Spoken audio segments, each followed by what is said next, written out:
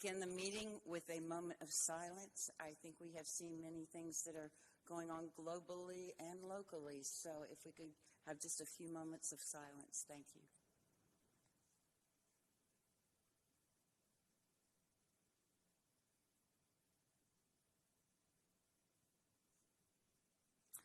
Thank you. Please stand for the Pledge of Allegiance. And Ms. Black, would you lead us in the pledge, please? I pledge allegiance to the flag of the United States of America and to the republic for which it stands, one nation, under God, indivisible, with liberty and justice for all. Thank you. We ask at this time that you please silence any and all electronic devices. The City of Greensboro strongly encourages input from all residents, and the council chamber serves as a welcoming and safe environment for all. Speakers may address specific consent or business agenda items with 3 minutes allocated for remarks. For zoning matters, a 15-minute presentation period is provided for both proponents and opponents, followed by a 5-minute rebuttal period for each side. Speakers may not transfer their time to others, and the presiding officer will determine the speaking order based on the number of speakers. And based on the number of speakers, the mayor may modify the time allotted to each individual. All handouts must be given to the city clerk for distribution. Approaching the dais is not permitted. All speakers are expected to adhere to the established rules of decorum. Any inappropriate or disruptive conduct will result in immediate removal. A first removal carries a 3-month suspension from in-person participation. A second violation results in a 6-month suspension, and a third violation or any instance involving physical altercations results in a 12-month suspension and may also subject the individual to criminal charges. Those suspended from in-person participation will retain the ability to attend virtually via Zoom, ensuring their right to free speech. Zoom participants must refrain from speaking until they are recognized and called upon. State statute requires council members to vote on all matters unless a direct financial interest exists, or if the council member serves on the board of a nonprofit organization that receives city funding. All motions will be moved and seconded, and the presiding officer will announce the vote tally. The consent agenda, covering items G1 through G25, consists of routine and non-controversial matters that can be approved with a single vote.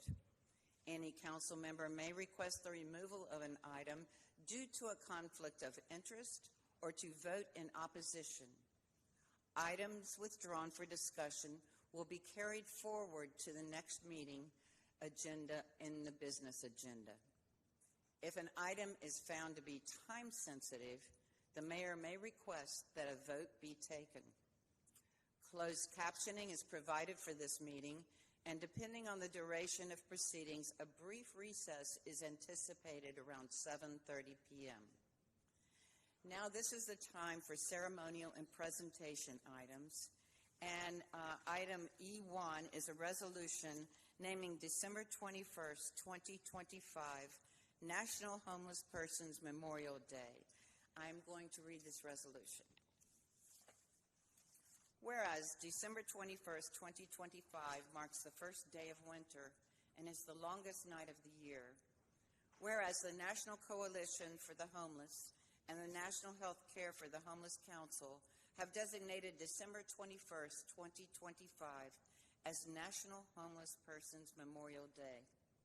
Whereas in the season of generosity and sharing, citizens of Greensboro are encouraged to commit themselves to promoting expression and compassion and concern for all, particularly during the winter months. They pose extreme hardships for citizens who are less fortunate and without homes. Whereas homelessness continues to be a serious challenge for many Greensboro citizens who have the right to adequate food, housing, clothing, safety, and health care. Whereas homelessness significantly increases one's risk of illness, injury, and death. Whereas the homeless memorial services will take place in the city of High Point on Tuesday, December 16th, and the Walk of Remembrance will take place in the city of Greensboro on Wednesday, December 17th, 2025, to honor those who have passed away in 2025 as a result of their homelessness. Whereas by joining together and remembering our neighbors, we can honor their lives by working to provide solutions to end homelessness within the city of Greensboro. And now, therefore, be it resolved by the City Council of the City of Greensboro that December 21, 2025 is hereby named National Homeless Persons Memorial Day in Greensboro, to remember those who have died homeless and to encourage citizens to come together to celebrate their lives by working to resolve the factors that lead to homelessness within the community. Adopted this the 16th day of December 2025. I will move the resolution. Do I have a motion? Seconded by Mrs. Thurm. Can we do a recorded vote? All right. Council, please vote.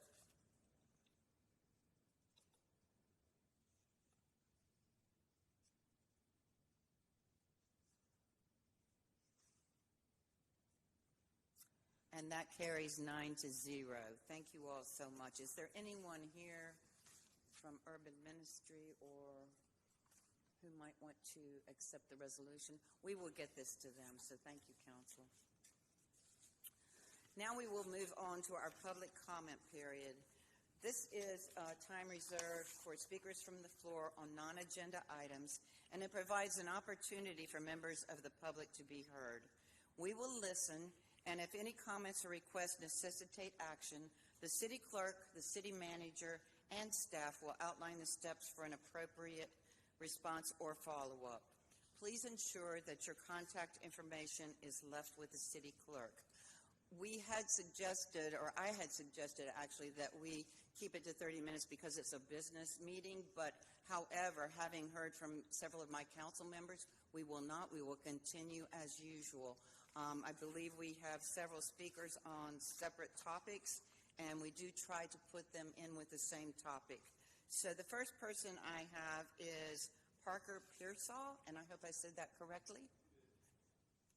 And after Mr. Pearsall, Mr. McKinney, then Laverne Lamb. If you would make your way over to the windows, please.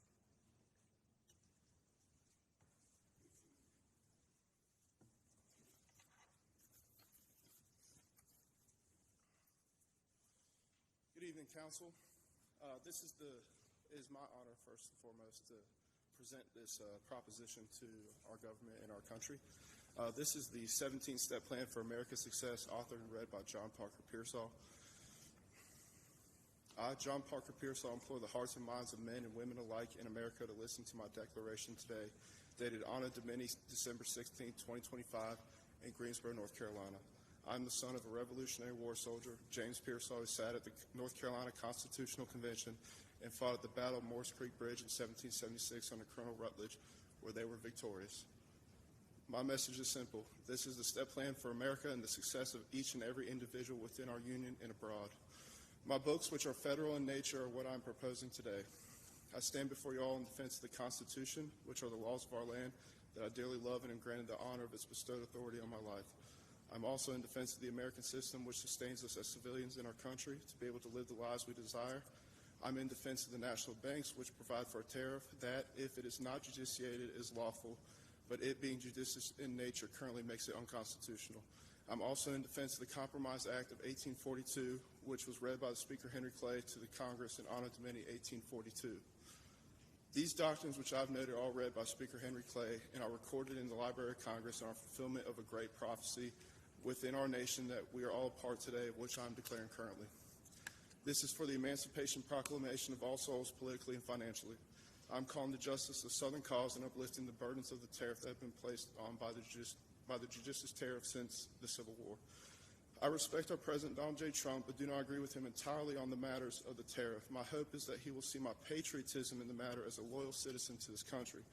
I've sworn to protect the Constitution of our great republic. I, John Parker Pearsall, extend the olive branch to the beloved citizens of this country and our neighboring nations as a sentinel of liberty. I will not suffer the hatred of my patriotic spirit within the confines of the country that my family and many others before us today have fought daily for, and that have upheld this dear government that we preside in together.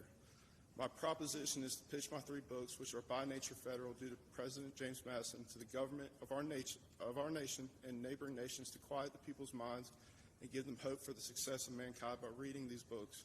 These books are titled Financial Discipline, 12 Pillars of Business Leadership, and How to Invest in Stocks. It is all laid out in the aforementioned documents read by Speaker Henry Clay in the 1800s and since the days of President George Washington. The disclosure of the plan includes the mass manufacture and distribution of all 3 books to generate revenue for local, state, and federal governments. It is American first. These books do not deem foreign interests whatsoever. These books will help our manufacturing arm of America and will generate profits for government, industry, and myself. The most important proponents for this would be schools, towns, universities. Thank you. Can you wrap it up like 5 seconds? All right. These books are a proponent of capitalism and the theory of protection. We may experiment and expect to see $6 million per annum ad valorem. I'm going to state the 3 things I need to state. No, your time is up. Your time is up. Preservation of the Your time is up. I did.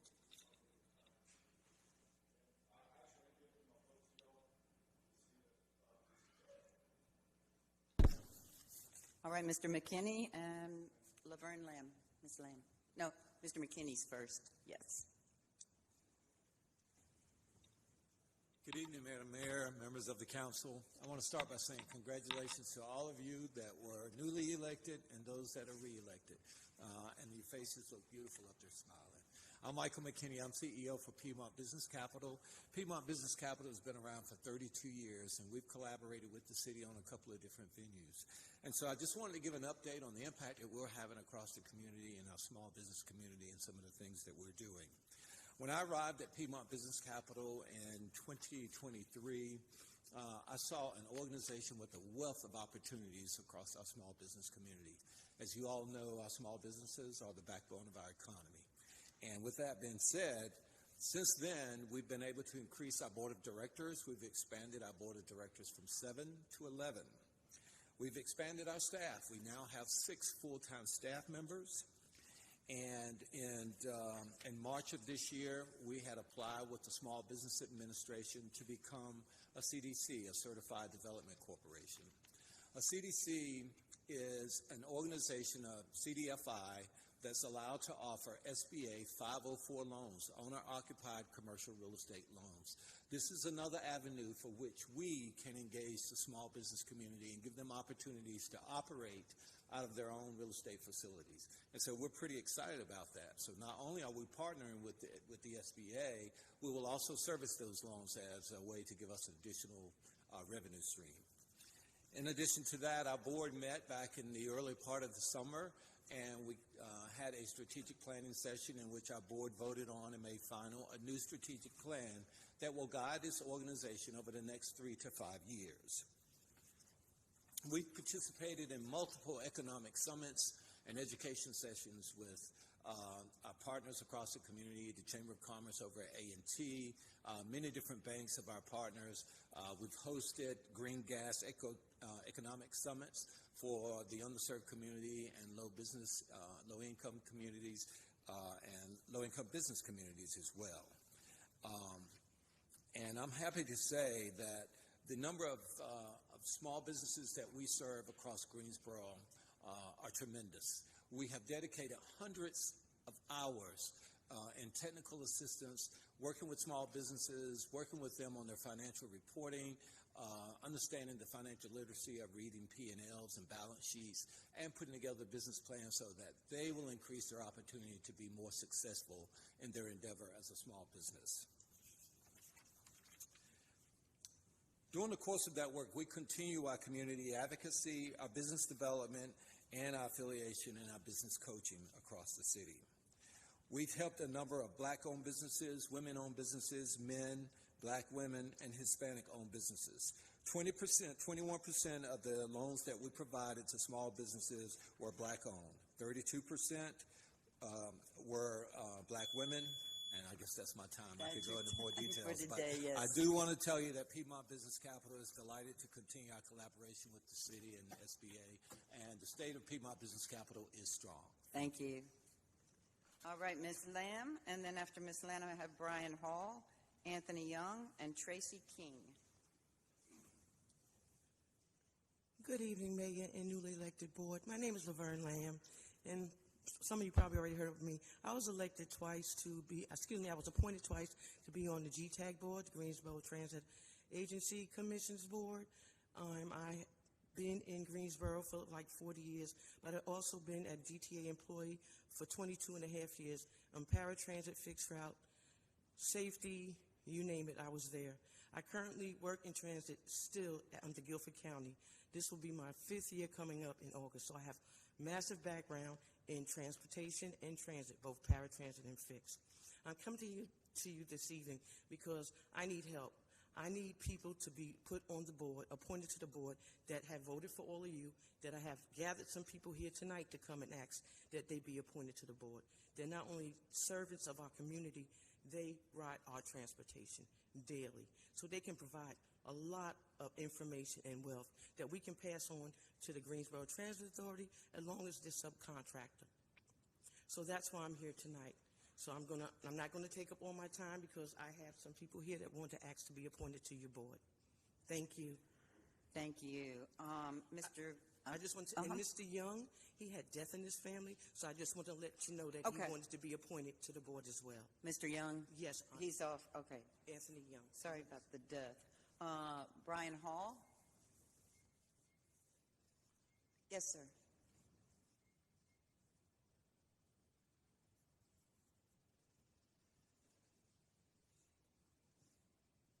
Well, yeah, I'll wait till.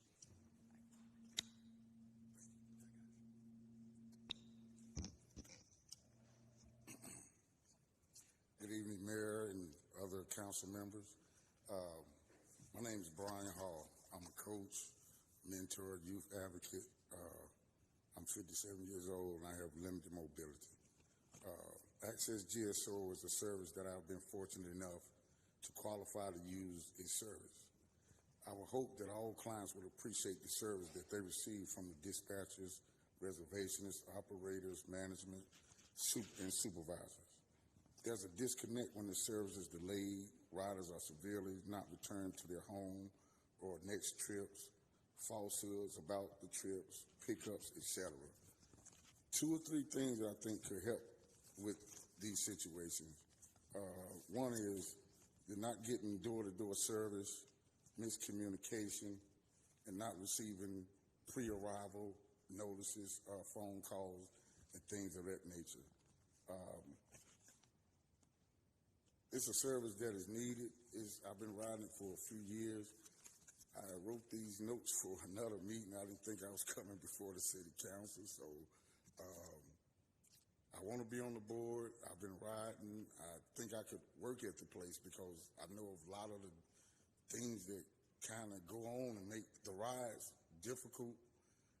I've been riding the bus, and for a few months ago, I was left somewhere for 4 or 5 hours for a month straight. That is ridiculous.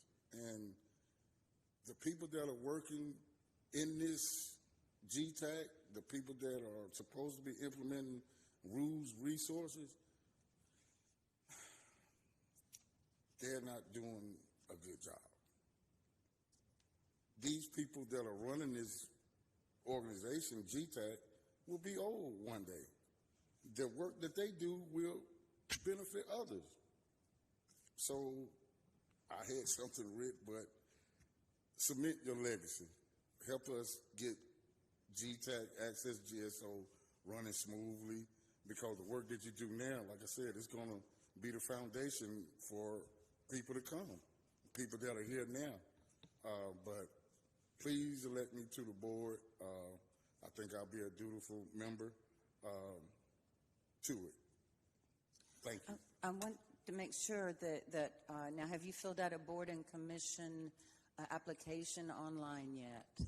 What kind of? There's an application for boards and commissions. No, Okay. I was told to come here, and I will be asked to be put on the board, and then so I don't. Can we get someone to assist them? Mr. Canapino will be happy to, and I'll listen to the other two as well. Okay. So, yes. All right. Thank you. Thank you. All right, Miss King. Miss King, when you... After Miss King, we have Tanya Hamel. I'm not quite sure how to pronounce that. I'm sorry. Then we have Toad of the Mountain and Jason Hicks. If you all would make your way over to the window, please.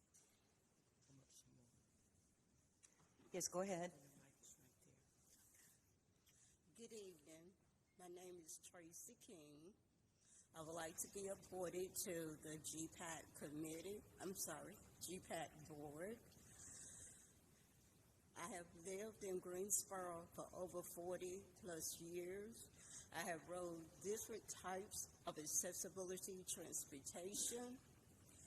It will be a blessing to come together, work together, and help stabilize Greensboro and make it a wonderful place for citizens to come and live here.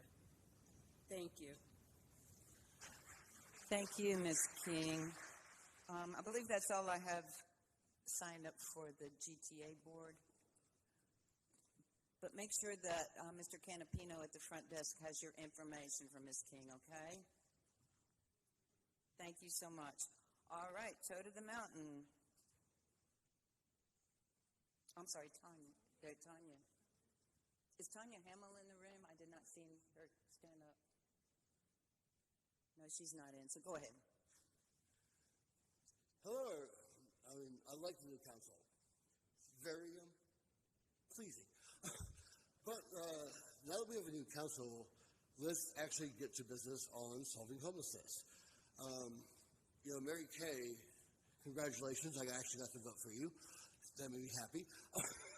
But, you approached me months back about a Getting Homeless to Work program.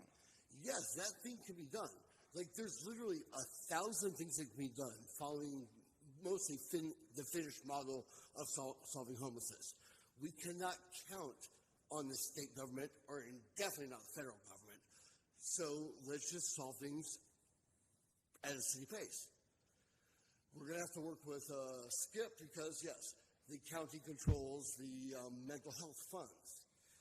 So we're going to have to, glad hand some crap and, that wonderful shit.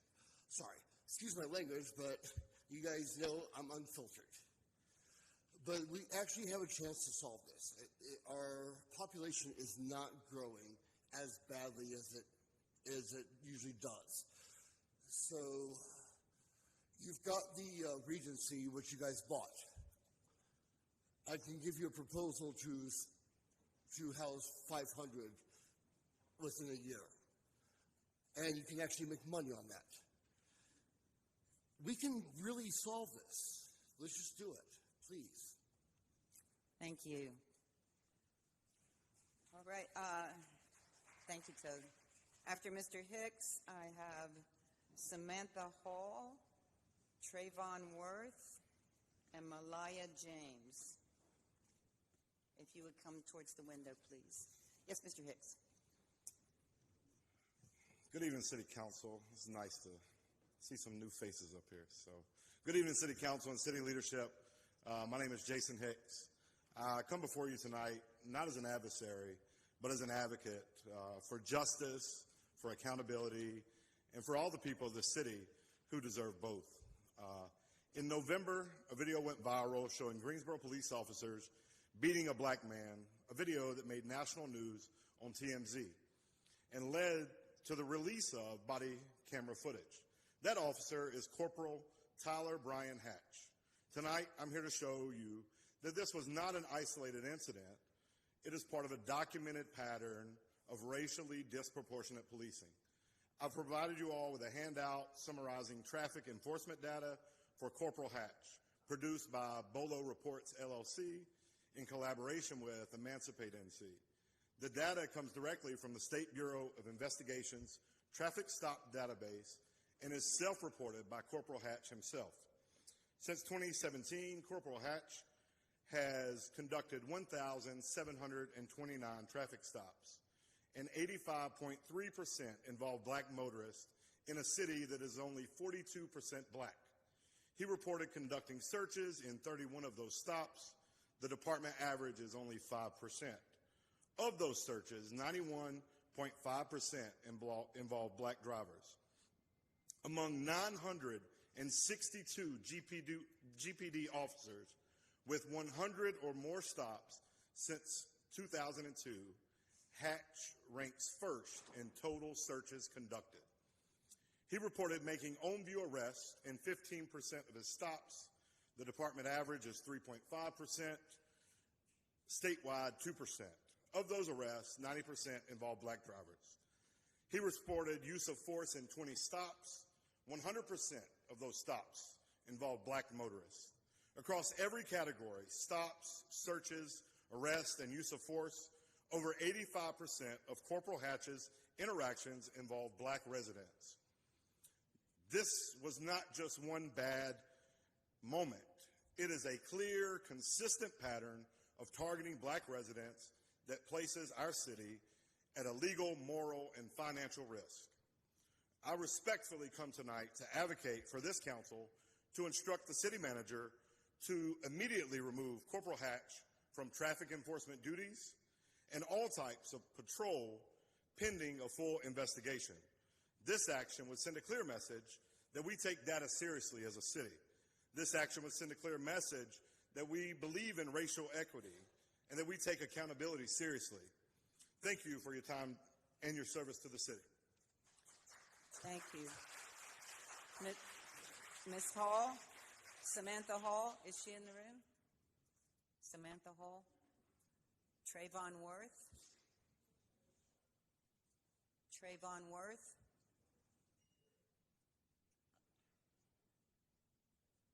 After Trayvon, Malaya James, Albina Ray, and Terrell Dungy. If you would start making your way over to the window side, please. Thank you.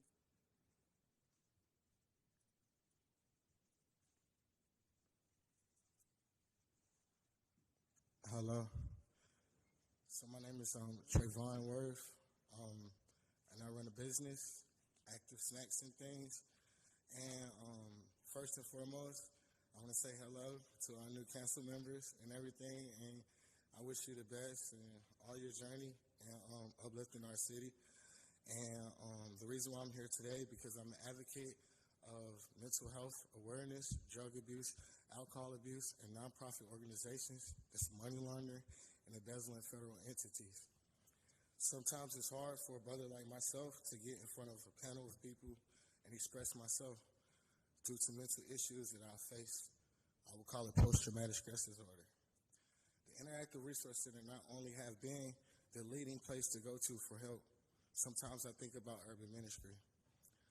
But 3 days ago, I ran into a problem with Scott A. Jones at the tiny house. We've been consistently scapegoated. And if homelessness was a human right, how are you building so many tiny houses with grants and funding and you're still not housing us? How are you going to have homeless prevention, but it's more people getting handcuffed than housed? I mean, most of these places, I really want to go forth and take action with the police,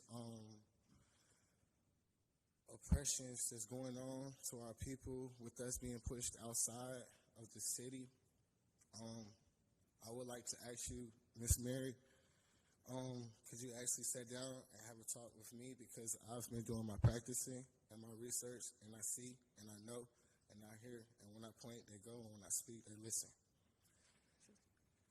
I thank John Swain for actually standing up and giving me a place on February 1 in Elm Street where I sold hot dogs on the stand with the mother that's on my face, Miss Nina Cote. This lady means so much to me. And just in the whole It doesn't matter about color. If it was a gang out here, I would say I'm grateful and I'm never greedy. It takes me back to how can my hood be rich? And they're teaching us like we're poor. I'm talking about Kim Moffitt, hood rich. She's a great, great demonstration of what I'm asking for. If I could only ask for a time to sit down and speak with you about my Declaration of Proclamation, I would appreciate it. For people like me, I wouldn't want to die for these people that haven't got a guiding light when they need it the most. I've talked with Block by Block, also named as Downtown Greensboro Incorporated, where I spoke about $1.6 million about American Rescue Plan. Thank you so much. Make sure Mr. Canapino gets your information. Can okay? you send them to me? I'm not sure who everyone is. Yeah. He'll get it to me. I appreciate it. Thank you. Yes. All right, Malia. I'm so sorry I mispronounced your name. Malia James, then Albina Ray, and then Terrell. Go ahead. Good evening, council members. My name is Malia Imes, and I lead the eviction court watch here at the Greensboro Courthouse. The last time we spoke to your predecessors, we asked them to hear from the community about code enforcement and the need to do something. They didn't listen. Every week in eviction court, I hear from families living in conditions that no family should have to endure, some of whom already have open code compliance cases, and others who either don't realize they have the right to habitability or are submitting countless maintenance requests and only receiving Band-Aid resolutions. Just this week, I heard a tenant under the Greensboro Housing Authority describe her living conditions as the projects because her tub was molded, her bathroom floor was caving in, her kitchen ceiling was caved in, and she could hear animals in her walls because her attic window was missing. Stories like this aren't out of the ordinary. One tenant described sewage and flies coming out of their shower, as well as maggots and fruit flies in the refrigerator, even after the refrigerator had been replaced. They also went without heat and air conditioning for a period of time, which other tenants from the same complex reported experiencing the same day. North Carolina law allows a city or county to identify, regulate, repair, close, or demolish dwellings that are unfit for human habitation, while still giving property owners notice, hearings, and opportunities to fix the problems. Today, we ask that you review code enforcement and explore how it can be strengthened. Commit to attending a town hall hosted by tenants in Keepgate City House, where you hear directly from tenants about their issues, work with them, and produce a report on ways code enforcement can be strengthened at the city level, and share this with the community within 90 days. No one deserves to be without heat in 13-degree weather or without air conditioning when temperatures reach 90 degrees. No one should get sick from mold that is painted over instead of repaired, and no one should be forced to live in substandard residential building when the city has the legal authority to intervene. We are asking you to use that authority. Please take action. Thank you. Thank you. Albina Ray, thank you. Hello, my name is Albina Ray. I'm with Keepgate City House. Many, if not all present, elected and appointed, are aware of the issues of housing conditions for renters and tenants. Some members of the council have seen with their eyes what code enforcement has seen. I thank you for this one step and for the others that you may have taken. But there is a next step, and taking it is never a guarantee. First, you must accept that a next step is necessary, then formulate it, then act on it. Accept what it means when my friend is afraid to go home for fear of being bitten by rats. What it does when another friend is harassed in their own home by the people they hand their hard-earned money to. When an entire family cannot wash themselves because sewage or no water at all comes from their shower heads. How can they say that they live in dignity in this city? How can their neighbors say they hold dignity while this continues? It is them today. It can be me or you tomorrow. I cannot trust my city to protect me from slumlords like those at Cottage Gardens, like those at Village Walk, and others across this city. Today, this is our task. Today, we can bring acceptance. Tomorrow, we can make a plan. You have the resources, the expertise, and imagination to find the answers, but you must make renters a priority. We ask for a report to be released to the public in 90 days on how code enforcement can be strengthened to meet the minimum living conditions outlined in the already existing housing codes. Use that report to construct policy that fixes homes and holds landlords accountable. Help the people by giving code enforcement more power and resources. At the same time, I encourage members of the council and the city government to attend, once scheduled, a town hall hosted by tenants and Keepgate City Housed across this city in the new year. Hear about the conditions of some of the rental units in Greensboro and hear what solutions would make their homes safe and secure. I have hope for this new council. It could be one to be remembered. If we finally work together, the council, its staff, tenants, and advocates, if we finally work together, the people may one day no longer live with rats, roaches, and abusive landlords. They will remember your names. A trust lost long ago may yet return. Thank you. Thank you.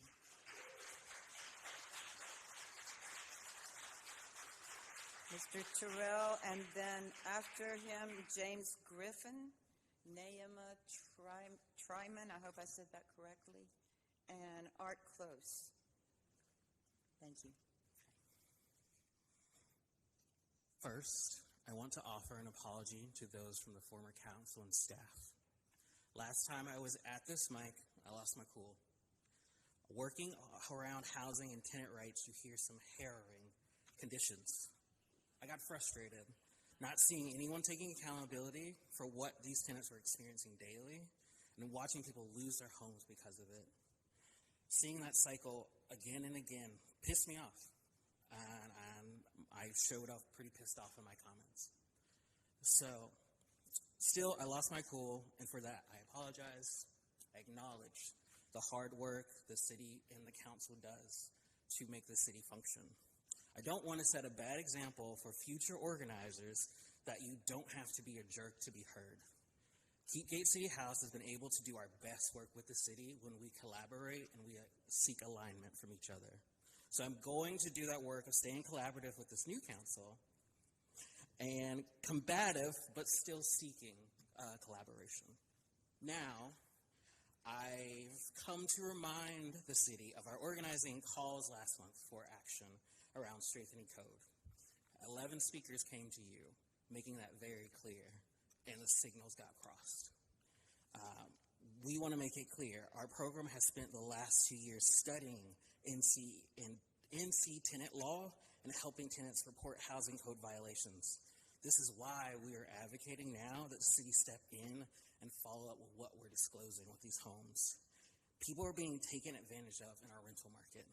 Right before this meeting, the district on West Market just displaced 100 plus people because the landlord did not keep the home up to fire code. This is why, how can we say we're combating homelessness when we're allowing these slumlords to erode our housing stock and devastate people's lives? Let's do something about these negligent landlords. We're asking the city for 3 commitments as we're going into the new year. Can this council commit to making strengthening code enforcement for rental units and tenants a priority as we go into the next year? Making sure we're setting an expectation of how landlords must treat renters in our city. Could council also request a report be done on ways the city could strengthen minimum housing standards for rentals based on current state and local laws like they've explored in Durham? This report would be made public to the city within 90 days of that new year. And lastly, can the city also commit to meeting with tenants in the new year, once scheduled, to hear how renters are being treated in their homes and how we can respond to keep them safe and secure? So, thank you. Thank you.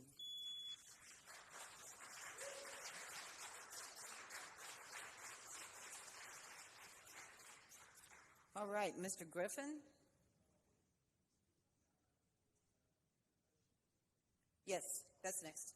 Yes. You were signed up for the business item. Okay, I will take you off there then and put you on. It was under the public speaking. All right, so that will go on the Innovation District. Ms. Tryman?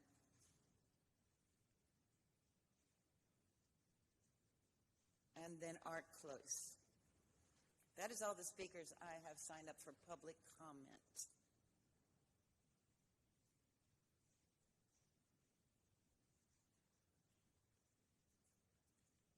And I'm so sorry I didn't know how to say your first name. It's Naima. Naima. Thank you. Good evening to all the council members. My name is Naima Simon. I've been a resident here for about 6 years. This is my first council meeting, except for the swearing in that I came to a couple weeks ago. I did plan on engaging more, but not in this way. My son lives at 830 West Market Street, and these are the text messages that he got today. He got one this morning that said, "Good morning, residents. We have received official notification from the city and the electrical team that the building's power is currently being shut down. All residents are required to vacate the building during this period until power is fully restored and the building is deemed safe for reentry." He then got another text message 2-3 hours ago. "Due to an electrical systems failure and in coordination with city officials, the building is temporarily closed for safety reasons. Please collect essential personal items only and follow staff instructions during the floor-by-floor evacuation. We are working with electricians and city partners on a solution and will provide updates soon. A follow-up message will be sent later this week regarding retrieval of remaining belongings." So as the gentleman just said, this was like they were displaced, but this is the notification that they got. It's student housing, but it's not just student housing. It's mostly studios, and the people that live there that are not students are families that can't afford to live anywhere else. And the city just kicked them out. And I get that they don't run the building, but I'm a social worker. I work on ACT teams, the community support teams here in Greensboro. I've seen the terrible housing that's been discussed tonight. I didn't see the Red Cross. I didn't see social workers from the city. I didn't see any flyers, any resources, nothing about the IRC, nothing about urban ministries, no communication. I have been in contact with my district city council person, but this is not their district. And I was advised that the Greensboro Housing Coalition is aware of this. However, I called my son on the way back down here. I said, "Hey, my council person said that, this is going on. Have you heard anything?" No, so you're traumatizing these people, not you, they are traumatizing these people a week before Christmas. They have no idea where they're going. It's going to be below freezing tonight. And the communication has been awful. And since this was in partnership with the city, whether they own the building or not, there should have been more done to not traumatize these people. So I don't know what can happen from here on out, but the communication was despicable. And I counted 120 balconies while I was waiting for him. That's one side. So we're looking at 200 to 300 units. And gratefully, some of them are students, and they left because they're on break. But the people that are still there had nowhere else to go. And I don't know where they are tonight. My son, we shouldn't cohabitate, but he can come stay with me. But what about the rest of the people? Sure, thank you. I'm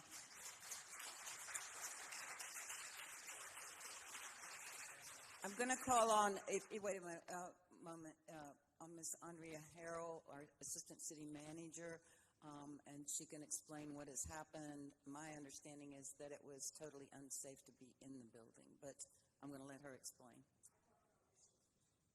We can explain that as well. So the building had to be condemned this morning because the electrical system is actually burning up. There was not heat or electricity in multiple parts of the building. It was not safe to occupy, so we did have to condemn it. Normally, we like to give people 24 hours. This building was so unsafe, that was not a possibility. We asked the apartment complex to notify their residents. They did not do that. They left the building. All staff left this morning and did not communicate anything to their residents. We tried to contact the owners. They did. An owner representative did show up on site at 2:30, did not assist us in making any notifications. We actually went door to door at 3 o'clock. When I say we, I was on site from 2 to right before this meeting. Police officers, GSO Home, numerous resources were there going door to door, making sure people knew they had to be out. The building was not safe. We had the Red Cross, Greensboro Housing Coalition, GSO Home, myself, Guilford County Emergency Management, were all in the lobby trying to offer people resources. There are not a lot of immediate options that we have. We also let them know about White Flag, and we are trying to fast track people into the pallet homes because we do have some capacity there. We tried to do everything we could. The complex did not provide us with a rent roll. They did not provide us with contact information. We were just on site trying to notify people as quickly as we could that that building was simply not safe to occupy. I wish it had not had to, be so quick, but unfortunately, that's what the law requires. Thank you. And, Mr. Canapino has your information. We'll reach out as well. Thank you. Okay, we went in through the back door. There was nobody there. There's more than one door, so he missed all those resources because there was nobody at the back door. I'm so sorry. I appreciate that. We'll give you a call. All right, thank you. I believe the Red Cross is still on site right now. When I was there, I saw a fire truck, I saw city officials, I saw Duke. I did not see the Red Cross. Okay. They were there when I left at 5:30. Okay. And they had a long line of people waiting to talk to them. Okay, great. Thank you. We want to make sure everyone has a safe place to stay tonight. Yes, ma'am. Definitely. All right, that is all of my speakers from the floor for this evening. Oh, I'm so sorry, Mr. Close. I did that the other day. Yes, I did. Mr. Close is our last speaker. Good evening. My name is Art Close. I live in Kemp Road West here in Greensboro.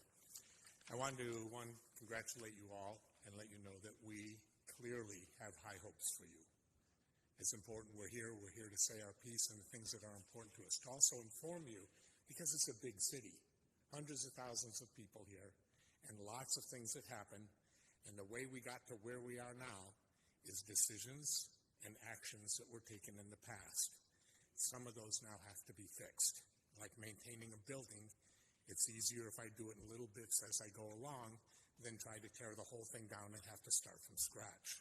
So what we want to do is inform you of what's going on and hopefully catch somebody who can give us a hand in getting these things fixed. I think one of the biggest things that we're going to have to face is how big our city wants to get.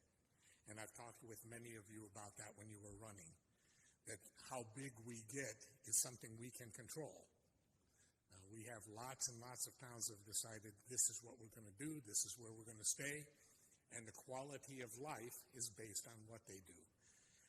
There's a lot of teaching, and I've been teaching MBAs for over 20 years. This idea that you either grow or you die, and that is a falsehood, right? That's not how it works. You have to be able to support what you've grown to. And I want to make that perfectly clear. That includes the codes, that includes the maintenance, that includes the roads, that includes the infrastructure. Everything has to work together. We can keep growing. What tends to happen is what we're seeing now. We've grown an awful lot. We have the 2040 plan, but we have problems. Our infrastructure isn't what it ought to be. We have people who are homeless. We have schools that are in bad shape. And I understand we don't pay for the schools, except all of us here paid taxes that pay for the schools. But we're not supporting the stuff that we've already grown to.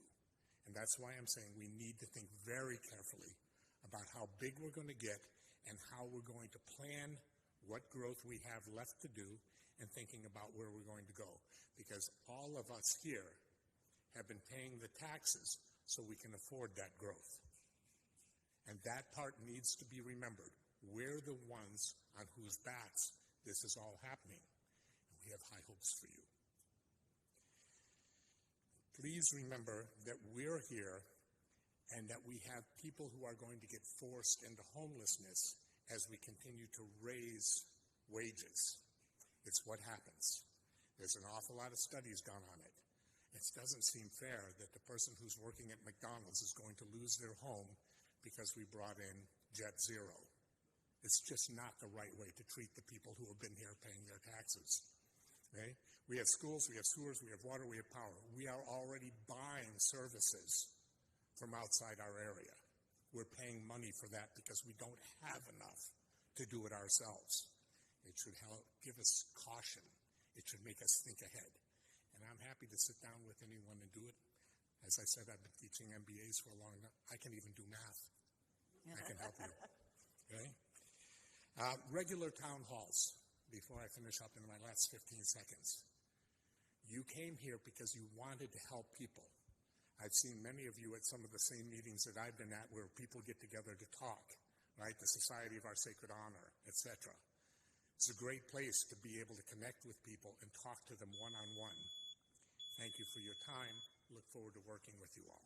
Thank you so much, Mr. Close. That concludes my speakers from the floor, and we will move on to our consent agenda. And is anyone on council wishing to remove any item from the consent agenda due to a conflict of interest or the purpose of voting no? I do know that I believe Mr. Marshall has a statement. Thank you, Madam Mayor. I do want to make a disclosure on consent item G2 as well as hearing item H6 and H7.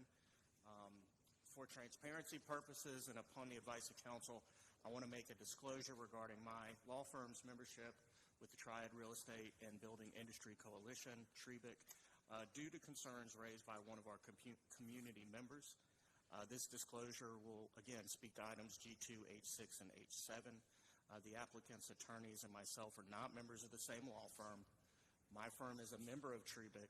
However, since my election, I am no longer my firm's delegate to that organization.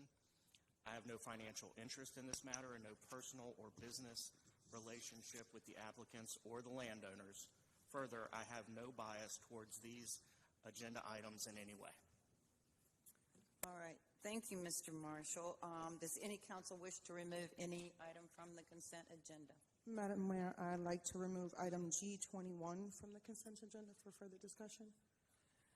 All right. G21 is pulled for discussion. And do I hear a motion to accept all of the other consent agenda items minus G21? Mr. Holston made the motion. Do I hear a second? Seconded by Mrs. Thurm. Council, please vote, and we'll go back to 21.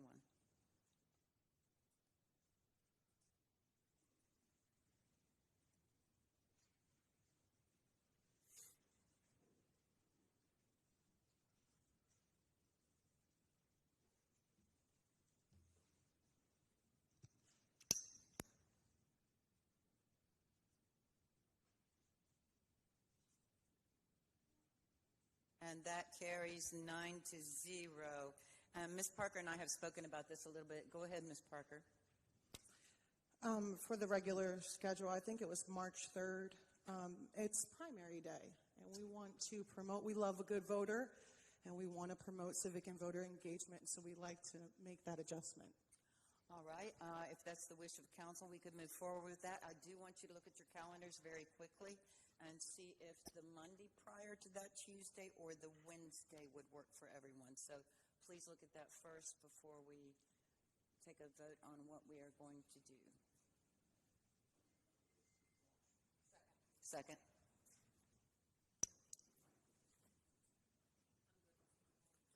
Okay. Monday or Wednesday? Monday or Wednesday? What's the preference? Monday? Monday. Preference seems to be Mondays. Would someone like to make that motion? April. Like to make a motion. Second.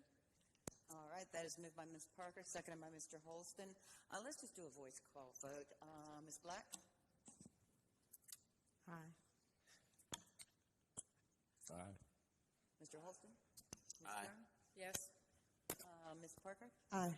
Mr. Marshall? Aye. Ms. Crawford? Aye. Ms. Roth?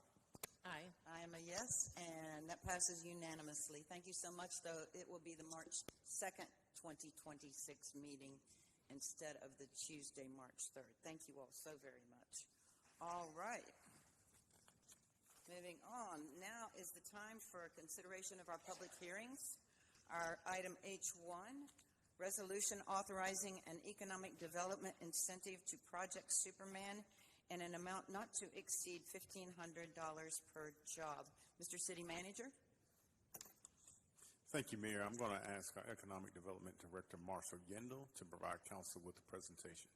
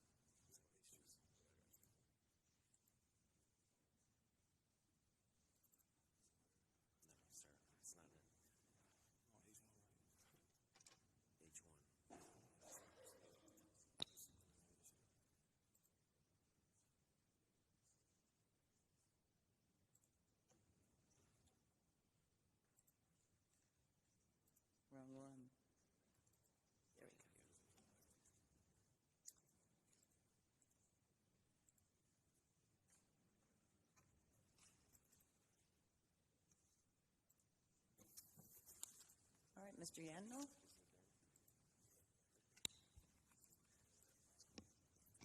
Thank you. Again, Marshall Yandel. I'm the Economic Development Manager. Tonight we're going to have a public hearing for Hoffman & Hoffman, also known as Project Superman. No, I did not name the project. So Hoffman & Hoffman was established in 1947 and is headquartered here in Greensboro and is an employee-owned company. The Hoffman Companies operates as manufacturer representative, selling commercial HVAC and hydronic pumping equipment and other HVAC-related items, as well as service and maintenance to those systems. The company has been active in our Greensboro community and very civic-minded, having relationships with elementary schools, Salvation Army, and other food banks here in Greensboro. They are considering 7910 and 7915 Triad Center Drive, as well as expanding in Columbia, South Carolina. Once the decision is made, the plan is to consolidate the existing Greensboro operations, retaining the 350 employees and hiring another 131 new positions. The expansion would result in a capital investment of $13.5 million by the end of 2029 and 131 new jobs by 2030. The average wage of those jobs is $77,137, and none of those jobs would pay below the city minimum wage of $20 an hour. The company is requesting a 5-year incentive in the amount of $1,500 per job. The company has also been recently awarded a job development and investment grant by the North Carolina Department of Commerce and is considering a building reuse as well. Those grants would be made possible by a match from the city of Greensboro and Guilford County. The second slide here demonstrates the minimum requirements to be considered for incentives in the city of Greensboro. $7 million of investment, minimum 25 new jobs, and those jobs need to be at or above the Guilford County average wage. You need to meet 2 of those 3 requirements to be at least considered for incentives, and they meet all 3 of those requirements. Staff recommends council consider this request to authorize these incentives of $1,500 per job being paid over 5 consecutive years. The 131 new jobs will be retained through that installment period with 2 additional years of retention. The construction portion of the project will adhere to the city's MWBE program where applicable, and a representative from the company has already spoken to staff about what will be expected. The new jobs will be posted on the local workforce development board, and they will be required to host job fairs in each of the hiring phases. The company has relationships with North Carolina A&T, Guilford Tech, and has their own apprenticeship program as well to help folks get upskilled to have jobs in their company. All aspects of this project are required to follow applicable local, state, and federal permitting guidelines. Here tonight is Mr. Marvin J. Price and Mr. Brent Christensen from the Greensboro Chamber of Commerce, as well as Ms. Kelly Patterson and Jim Bingham from the company. Do you have any questions? Are there any questions from council concerning this? Hearing none. Let's see, Mr. Yandel, is that the end of your presentation? Yes, ma'am. Yes, thank you. Is there anyone in the public? Let's open the public hearing. Anyone in the public wishing to speak? Hearing none. All right. Thank you, Mr. Yandel. I would accept a motion or any discussion from council. Ms. Thurm? I'll move the item. Ms. Thurm moves the item. Second. Seconded by Ms. Roth. Council, please vote.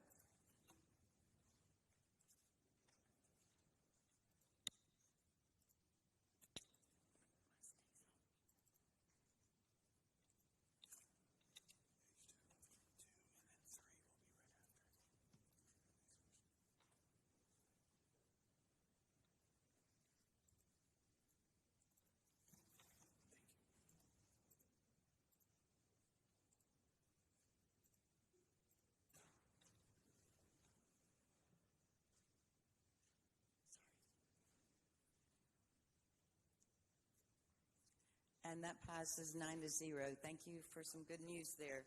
All right, item H2, public hearing for a street name change, administration drive to Women's College Way. Good evening, Madam Mayor and City Council. My name is Chris Andrews with the Planning Department. It's great to be before you tonight. Street names are typically assigned in association with either a subdivision or some type of new development. and reviewed by city staff in accordance with the city's addressing and street naming manual. But from time to time, individuals or groups may petition to change a street name. After the petition is filed, the request is typically reviewed by city staff, the Planning and Zoning Commission, and then brought to City Council for a final consideration and decision. This item tonight is a request from the University of North Carolina, Greensboro, and only campus property is affected by this request. UNCG, in its celebration of the legacy of its Women's College era, has requested to rename Administration Drive as Women's College Way. The proposed name change aims to maintain affinity and relationships with their alumni and donor and future donor base. They aim to honor UNCG's Women's College roots and graduates, to help remind current students who have helped pave their way, and also to highlight UNCG's history and future. This proposal was found by staff to be in keeping with the street naming and addressing manual, and then at its November 17th meeting, the Planning and Zoning Commission unanimously recommended approval of the item. No one else spoke related to the subject. There is no consistency or reasonableness statement that you might hear during a zoning decision, and staff recommends your consideration and approval of the item. I'm certainly happy to answer any questions that there might be of staff. I don't know if there's anybody from UNCG here, but we have been in contact with them about tonight's meeting. All right. At this point, are there any questions from council? None? I don't have anyone signed up to speak, so in that case, I do not need to open or close the public hearing. So do I have a motion? Moved by Mr. Holston. Do I have a second? Second. Seconded by Mr. Marshall. Council, please vote.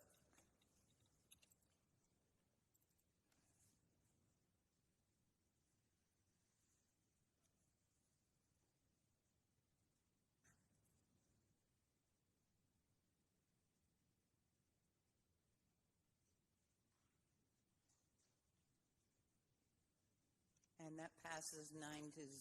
Thank you, council, and thank you.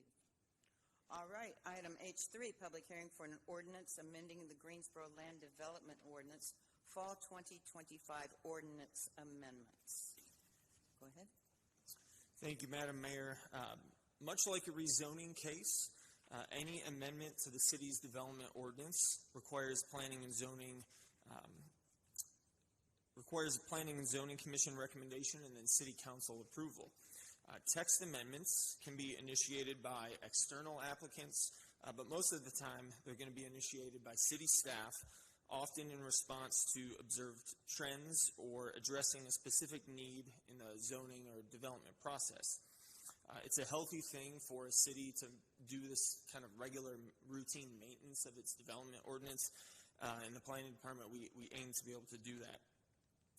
In tonight's case, this is a city-initiated request related to the applicability and definition of something called an Integrated Multiple-Use Development, or an IMUD. And I'll explain what that is and use some visuals here in just a moment.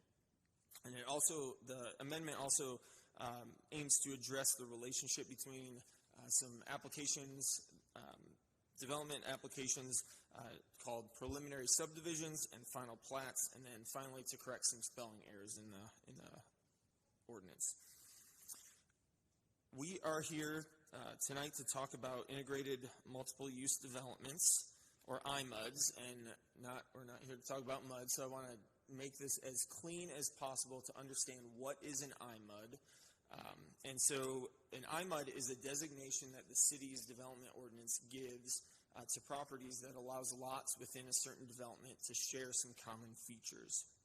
It's not a type of subdivision, but it's kind of like a designation that's given by the property owner or property owners. So I'm not going to read the full definition here, but there are some common features that are shared. Right now there's 4 of them: common driveways, common parking, common sign plan, and then common landscaping. So as part of the, if an applicant is desiring one of these IMUDs as part of their development, there's essentially a unified design and function that's desired. This is on-the-ground iMud. This is Four Seasons Station at Westgate City in Pinecroft, and this is where the new Whataburger and Chipotle and whatnot are. But this is a development that has that designation. Typically, if a development is coming through the city for review, there's going to be buffers around the perimeter, and each one of those lots would be required to provide those. Within an iMud, again, you have some shared landscaping, so then we concentrate just on the perimeter of that development. So from an aerial photo, you don't see these large buffers that might be required between different types of uses. Instead, you might have just a buffer where the drive-through is or where the parking lot is, and then you can see the larger landscaping around the perimeter. So to get into the actual text of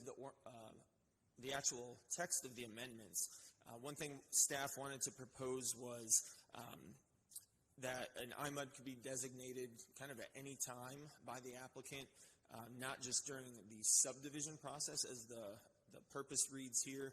Subdivision has definition in state statutes, but you can also do division of land through what's called an exempt plat. The aim here is not to get into the details, but this is an amendment that will help staff, helps clarify the process for staff and for applicants. Arguably, the biggest change here is the applicability for iMuds. This is something that will hopefully give some flexibility for developers. Right now, the applicability and requirement is that there are 2 or more non-residential establishments. So typically you see this with commercial properties. But we were approached by some developers that said, well, why not have multifamily as part of that? So, over time we kind of molded over and thought, that might be a great suggestion. So, you might have a relationship where there's a multifamily and then some type of recreational facility or a store, and where they would be able to share some of that parking, not have a buffer in between those properties. So that's what this change would allow. And then you'll see number 5 and 6 are adding 2 more common features to the existing 4, and that would include common stormwater management and common outdoor lighting. Just on the ground and actually kind of reviewing plans, those 2 things were already happening, so we're kind of just catching up to practice. This slide just reflects what the amended definition of an iMud would be. And then 2 more quick portions of this, of the entire text amendment. Staff is recommending that we insert the term substantially. There's a relationship between what are called preliminary subdivisions and final plats. Preliminary subdivision is a term that probably wouldn't be used before council. This is kind of downstream from a rezoning. So you might see a rezoning, and then a couple months down the road, the applicant is going to come to staff to file a preliminary subdivision plat to divide their property. And it's kind of a bookmark. It gives some predictability to staff about where roads might be dedicated as right-of-way, where the lots would be situated, if any sort of easements might be dedicated. And right now, the text reads that it must conform. And as you get further down the line, if you do some maybe geological testing, or there's some environmental features that creep up, you may have to shift roads, or you may have to move lots around. So we wanted to just kind of give some comfort that, hey, if you need to move some of these lines around, it doesn't have to be a carbon copy of what you had previously. So I wanted to insert that in there. And again, going back to Four Seasons Station, this is an example of their preliminary subdivision, and I'll draw attention to the left side. I think it's the Chick-fil-A lot. The red line is where the preliminary subdivision showed the lot line to be, and then after a while they figured out, you know what, I don't know if it was an access easement or whatever. The green line is where the final plat ended up, the lot line was. So there was no change in the number of lots, anything like that, and so staff would be able to support that, but we wanted to memorialize that. And with that ends staff's summary of the amendment. Great. First questions of staff. Sure. Mr. Yeah, Holson? for the purposes of future argument, it must conform, must substantially conform. How do we define substantially? Is it 70%, 80%? Are we trying to stay away from that? But then again, who's the judge? And what if I'm 50%? Is that substantial? Typically not in terms of we're not looking at terms of numbers. Like if there were a change in number of lots or something like that, those would likely be more substantial changes that the applicant would have to come back and resubmit their plan. Staff, in the ordinance, there are some thresholds for certain changes that take place that would have to come back to either staff or, we're not talking about rezoning cases either. This is specifically for items that are reviewed by staff.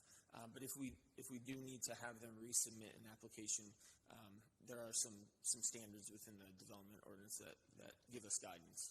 So you're saying that it's clear as mud? It's clear as mud, yes. Clear as iron mud. It's just that it just seems like it could be ripe for. We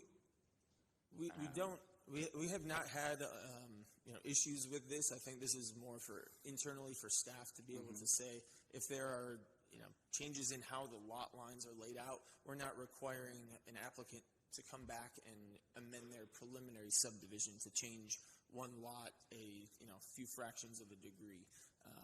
So the ultimate arbiter of substantial will be the city Correct. Staff. Yeah.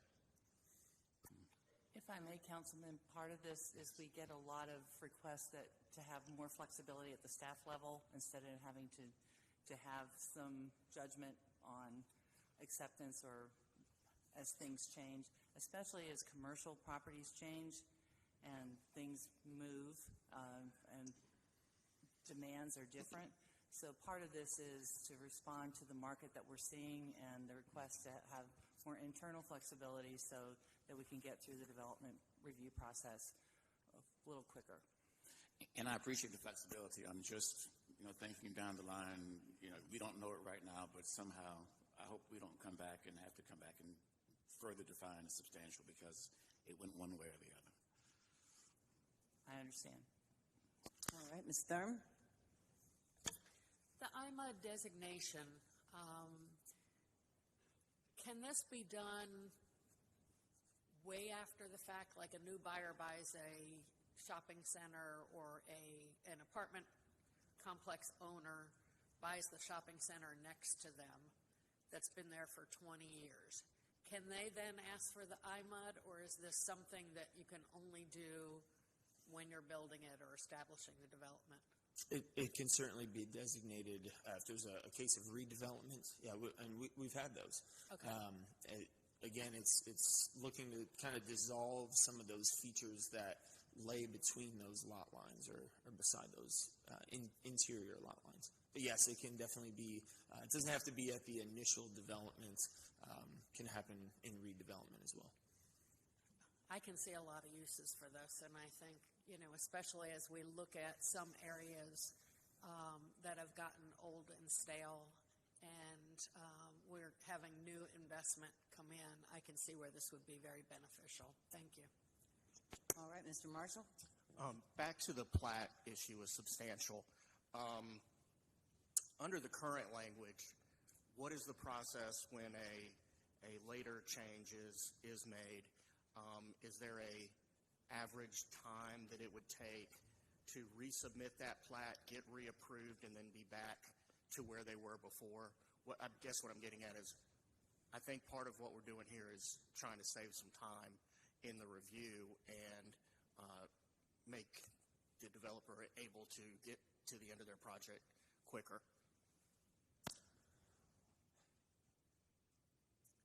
I think the thing that it was is attempting to be a convenience for the city as well as the applicant in that when you have this relationship between a preliminary subdivision, that's a document that gets approved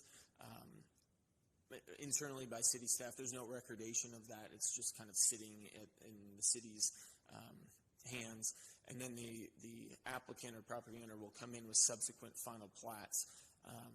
And if the final plat is different than a preliminary subdivision, it's giving the ability for us to say, hey, we don't need you to come in and every change you have on a final plat also have a preliminary subdivision revision. And that, if you have multiple sections of the subdivision, that could happen multiple times. So not so much in number of days or things, but in submittals.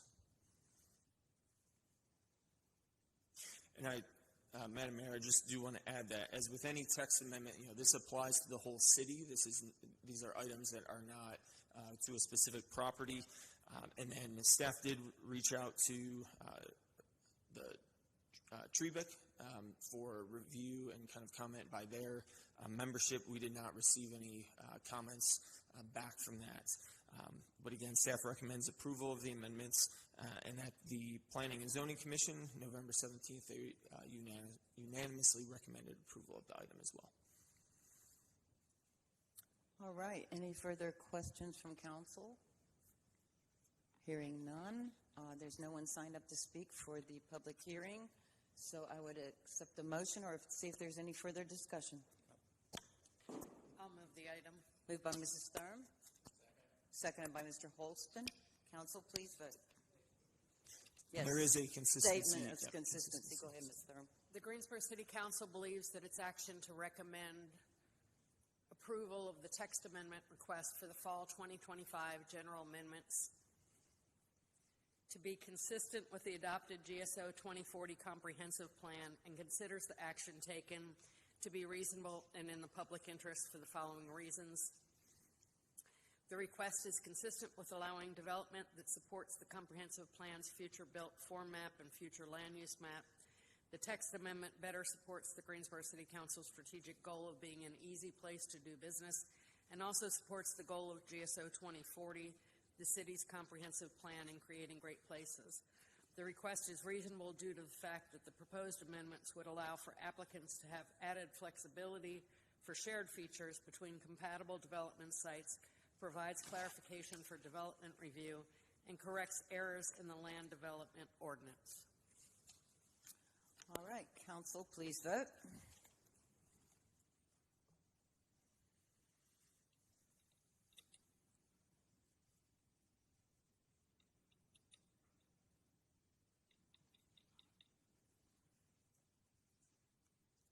And that carries 9-0.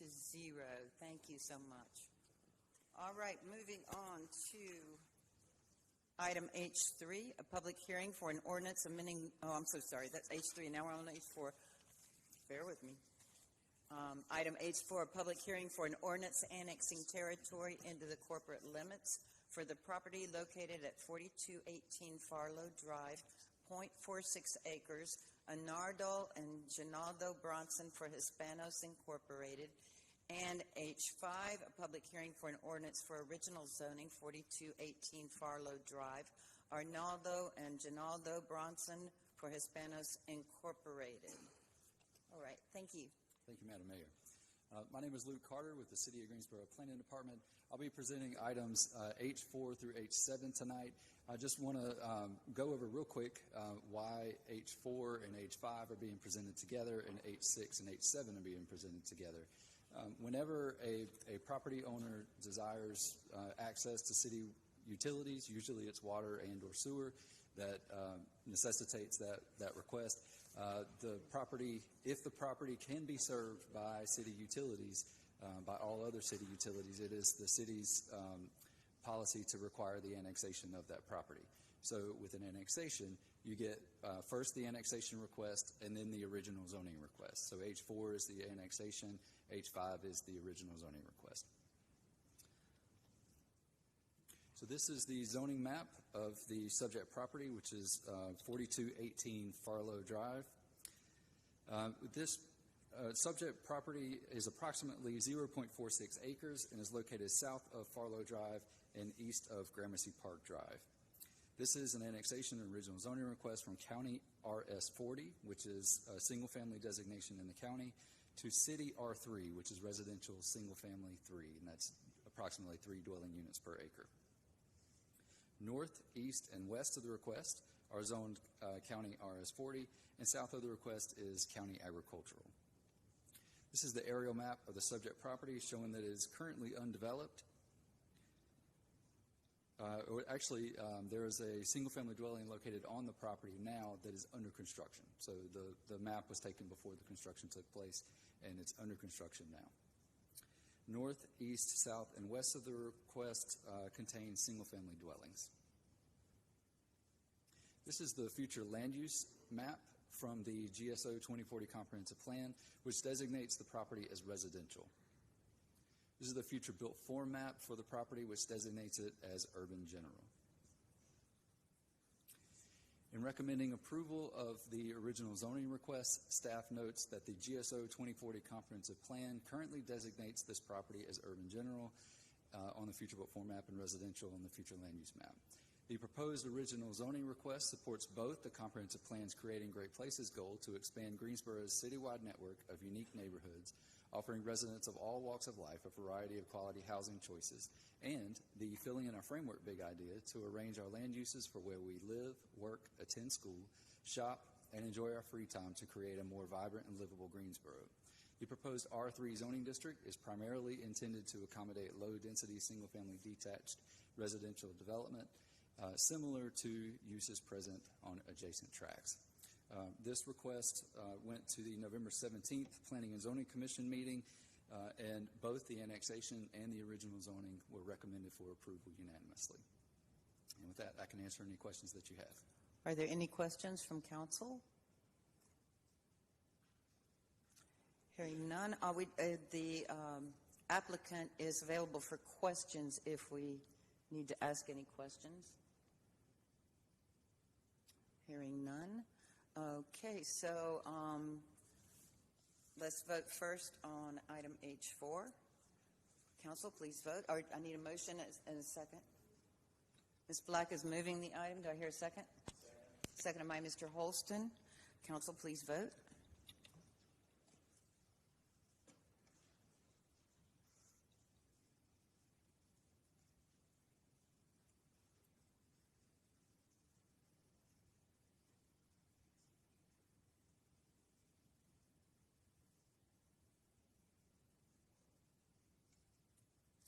And that carries 9-0. And now I need a motion on H5 that requires the statement of consistency. Do I have a motion? Move the item. Moved by Ms. Black, seconded by Mr. Holston. Council, please vote. And Ms. Black, would you read the statement of consistency, please? Starting with H5. The Greensboro City Council believes that it is actions to approve the original zoning request for the property of 4218 Farlow Drive from County RS40 to City R3 to be consistent with the adopted GSO 2040 Comprehensive Plan, and considers the action taken to be reasonable and in the public interest for the following reasons. The request is consistent with the Comprehensive Plan's future built form map and future land use map. The proposed City R3 zoning district permits uses that fit the context of the surrounding area and limits negative impact on the adjacent properties. The request is reasonable due to the size, physical conditions, and other attributes of the area. It will benefit the property owner and surrounding community, and approval is in the best in the public's interest. All right, council, please vote.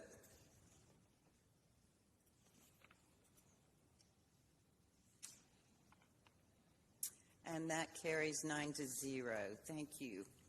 Moving on to item 6 and item 7, H6 and H7, a public hearing for an ordinance annexing territory into the corporate limits for the property located at 4212 South Elm Eugene Street and a portion of Ritter's Lake Road, ROW, 9.34 acres, Amanda Hodiern and others. And item H7, a public hearing for an ordinance for original zoning for property at 4212 South Elm Eugene Street and a portion of Ritter's Lake Road right-of-way, Amanda Hodiern for South Elm Baptist Church Incorporated and the City of Greensboro. Yes, go ahead. Thank you, Mayor Abiswader. This is the zoning map of the subject property, and again, it is 4212 South Elm Eugene Street, and a portion of the Ritters Lake Road right-of-way. And just a note on the right-of-way, whenever a property that is being annexed is adjacent to primary corporate limits, and what the property that is between the property that's requesting to be annexed and the existing corporate limits of the city, that public land, the right-of-way, is included with that application as well for annexation. So that's why a portion of the Ritters Lake right-of-way is included in this. The subject property contains approximately 9.34 acres, and this annexation and original zoning request is from county agricultural to city public and institutional. North of the request is zoned city CDCM, which is conditional district commercial medium. East of the request is zoned county RS30, which is a residential single-family designation. South of the request is zoned county agricultural and city conditional district light industrial. West of the request is zoned city residential multifamily 18. This is the aerial map of the subject property. The subject property currently contains a religious assembly use on it. North, east, and south of the request contain, north of the request contains undeveloped land that is zoned for commercial. East of the request contains single-family dwellings and undeveloped land, and south of the request is an industrial use. West of the request is a residential subdivision that is previously or recently approved for rezoning. Actually, this is the future land use map of the subject property, showing that it is designated as residential. This is the future built form map, which shows that it is urban general, and actually shows that it is near a district scale activity center. That's the red crosshatch that you see just north of that. In recommending approval of this request, staff notes that the GSO 2040 comprehensive plan, as stated, designates the site as urban general on the future built form map and residential on the future land use map. The proposed original zoning request supports the GSO 2040 building community connections big idea to maintain stable, attractive, and healthy places to live and raise families. The proposed public and institutional zoning district supports land uses present on the subject property and compatible with the area's general character.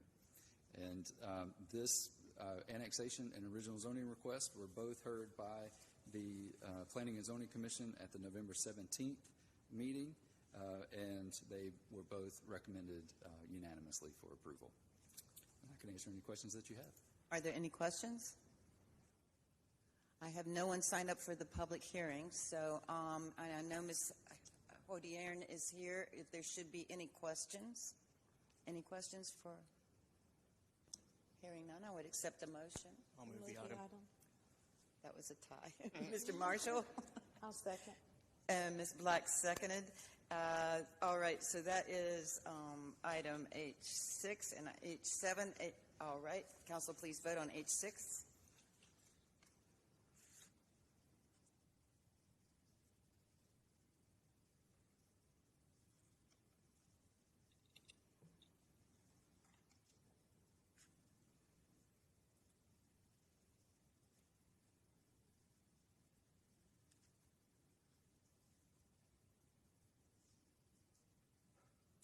And that passes 9-0. And now for H7, which will need the letter of consistency. I'll move that one as well. Moved by Mr. Marshall. Do I hear a second? Seconded by Mr. Allen. All right. Mr. Marshall?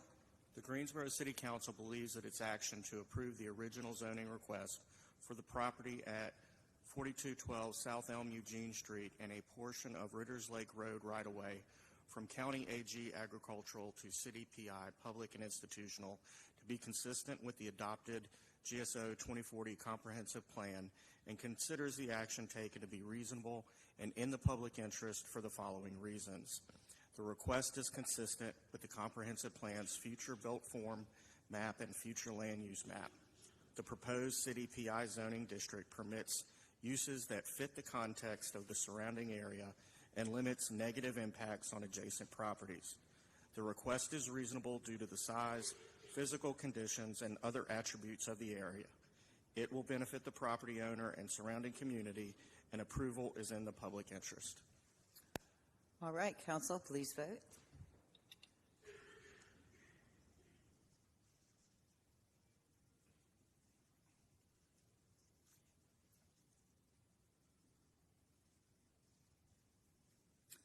And that passes 9-0. Thank you very much. And I did want to explain to council why there is a delay for your vote screen to come up. It's because we are now posting on the screen who voted for what. So there is a slight delay there. That's why it takes us a moment to vote.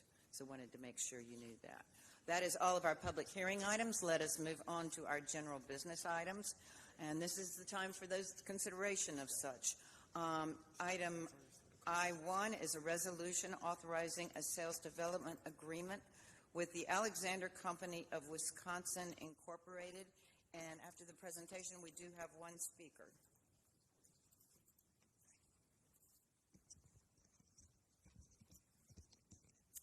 Thank you, and good evening, Madam Mayor and City Council. My name is Russ Clegg. I work in the Planning Department and manage the Long Range Planning Division. Tonight, we will be reviewing and considering the approval of a sales development agreement between the Redevelopment Commission of Greensboro, the City of Greensboro, and the Alexander Company of Wisconsin for property at 734 South Elm Street, owned by the Redevelopment Commission. I'm going to give you a brief bit of background about the project, and then Dave Foss of Alexander Company will be here to talk about the project in more detail. Sales development agreements spell out the terms for eventual disposition. We won't actually be transferring any property tonight or tomorrow, but what this does do is allow time for due diligence for the purchaser of the property to do more work investigating the property, as well as creating more time for them to develop a building program so they can show us the final versions of architecture and financing and things of that nature, as well as working out any mitigation measures with the state. In short, doing all the things they need to do to make sure they can sell and buy and develop the property. The property that we're talking about is in the South Elm redevelopment area, which is outlined in green on this map. We're looking at 734 South Elm, which is the block between Gate City Boulevard and the Greenway or Carolyn Coleman Way, and then South Elm Street and the railroad tracks. So this agreement was recommended for approval by the Redevelopment Commission unanimously after meeting on December 3rd. They had looked at this agreement on November 25th and asked the staff to come back with a completed sales development agreement at the December meeting. They had first looked at it in the spring of 2024. It got refined over time. The Alexander Companies had multiple meetings with area neighborhoods as well as the city staff. We've reviewed their initial financial information very thoroughly. We've looked at a couple of different scenarios for how it might be funded and know that they can do the project. To step back a little bit, the redevelopment plan was adopted and written back in the early 2000s. This area was looked at as a potential space for our downtown baseball stadium, and it was discovered that we needed to revitalize that area. It had a history of industrial development, and we wanted to bring it more into the downtown and help it connect the adjacent neighborhoods and make it a place where we could see economic development and remove some of the brownfield issues that we knew were there. The plan that was adopted in 2007 had several key elements to it. One, transforming it as a gateway. Gate City Boulevard is very important to the city and to downtown, as is Elm Street. Forging connections to area neighborhoods and to downtown. Addressing the existing environmental issues, which we've done through a lot of remediation there. And in short, restoring economic use to the area and establishing a mix of uses and creating a mix of incomes with the residents in the area. So this sales development agreement has a development program that includes 128 apartment units, a shell for future retail use. There's an opportunity for future trades of additional parking if that retail use comes in. There's landscaping to connect it to the downtown Greenway and to activate the streets, Elm Street and Gate City Boulevard. Sales price is a little over $2.5 million based on a recent appraisal. They will be putting down a $30,000 deposit, which becomes non-refundable after the inspection period expires. He'll explain all those details in a little bit more when he comes up. The timeline associated with the sales development agreement, once it's signed and there's an effective date, they will have 90 days to do an inspection period that allows them to do any geotechnical work, any soil sampling, do any kind of surveys they need to do to make sure they understand there's no surprises on the property. Once they complete that, we'll go into a 12-month phase where they will work with the North Carolina Housing Finance Agency to work on the financing portion of the project. At that point, the $30,000 deposit becomes non-refundable. They'll also work on the additional pre-closing deliverables that are due to the Redevelopment Commission. I have those in a subsequent slide. Once they send those to the commission, once those are approved by the commission, and if anything needs to go back to city council, they'll have 10 days to actually close on the property. Once they close on the property, then they'll begin construction within 1 month, and they'll complete it within 24 months. So prior to closing, we'll see the final site plan, elevations, make sure they're conforming with the redevelopment plan, the design guidelines for the southbound redevelopment area, as well as for downtown. We'll have drawing specifications that fully show the architectural details and the interior layout. We'll have the final building development program, their phasing schedule, their development budget. They will have financing in hand before we close on the property. The marketing and their affordability levels we'll also know in detail. And if there's any city financial participation for the housing or for the publicly available parking or any of those other pieces, we'll have that agreed to as well. At this point, before Mr. Voss comes up, I'd like to answer any questions that you may have. All right. Any questions? Go ahead, Ms. Dunn. At this point, do you know what the anticipated ask is of the city in terms of our part of the financing on this? Do we have any? I've heard numbers, but I don't know whether they're real or not. Is there any ballpark? Yeah, so it kind of depends on what funding they get from the Housing Finance Agency primarily. They would be looking at it, and I don't have the numbers right in front of me, but they would be looking at a couple $1 million in housing, and that would come from the funds we have for housing already. They would be applying to our housing programs, and then there would be some from the Southtown redevelopment bonds, and so that could be, I want to say, anywhere from $4 to $6 million for the parking piece for publicly available parking. There could be some monies that we have said we would have available for downtown parking as well. So that will be determined in more detail though as we move forward on that. Do we anticipate that the LIHTC application will be in the 26 year or the 2027? The 2026 application year, yes, ma'am. Okay. And if LIHTC, I mean, we've approved several projects already to apply for LIHTC in 2026, and they're not all going to go through. So I'm trying to get a feel for what happens if it doesn't get. Mr. Voss can speak in a little bit more detail to that. I know the initial round is for the 9% competitive deal, so that gives us a little better rate, obviously.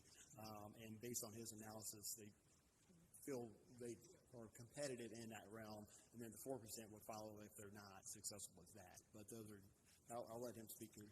Yeah, I just have questions about if they go to 4%, then would the expectation be that the city makes up the difference between the 5 and the 4, or how that might work? I just want to know what we're committing to. Yeah, and I'll let Mr. Voss speak to that. Yeah. Thank you. All right. So we do have a speaker on this item. Would the applicant like to go ahead and speak, or?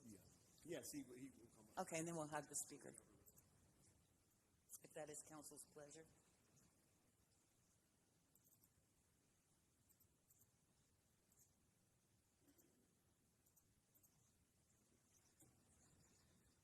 Good evening, Mayor and Council. Thank you for taking the time to consider this item. My name is David Voss. I'm a development project manager with the Alexander Company. I started with the company in, I'm almost embarrassed to say, 1988, so it's been a while. I did leave for a couple of years and was turning cornfields into office buildings, but that was in the early 90s, and in the early 90s we hit a recession. The commercial office market fell out, and I found a haven back at the Alexander Company.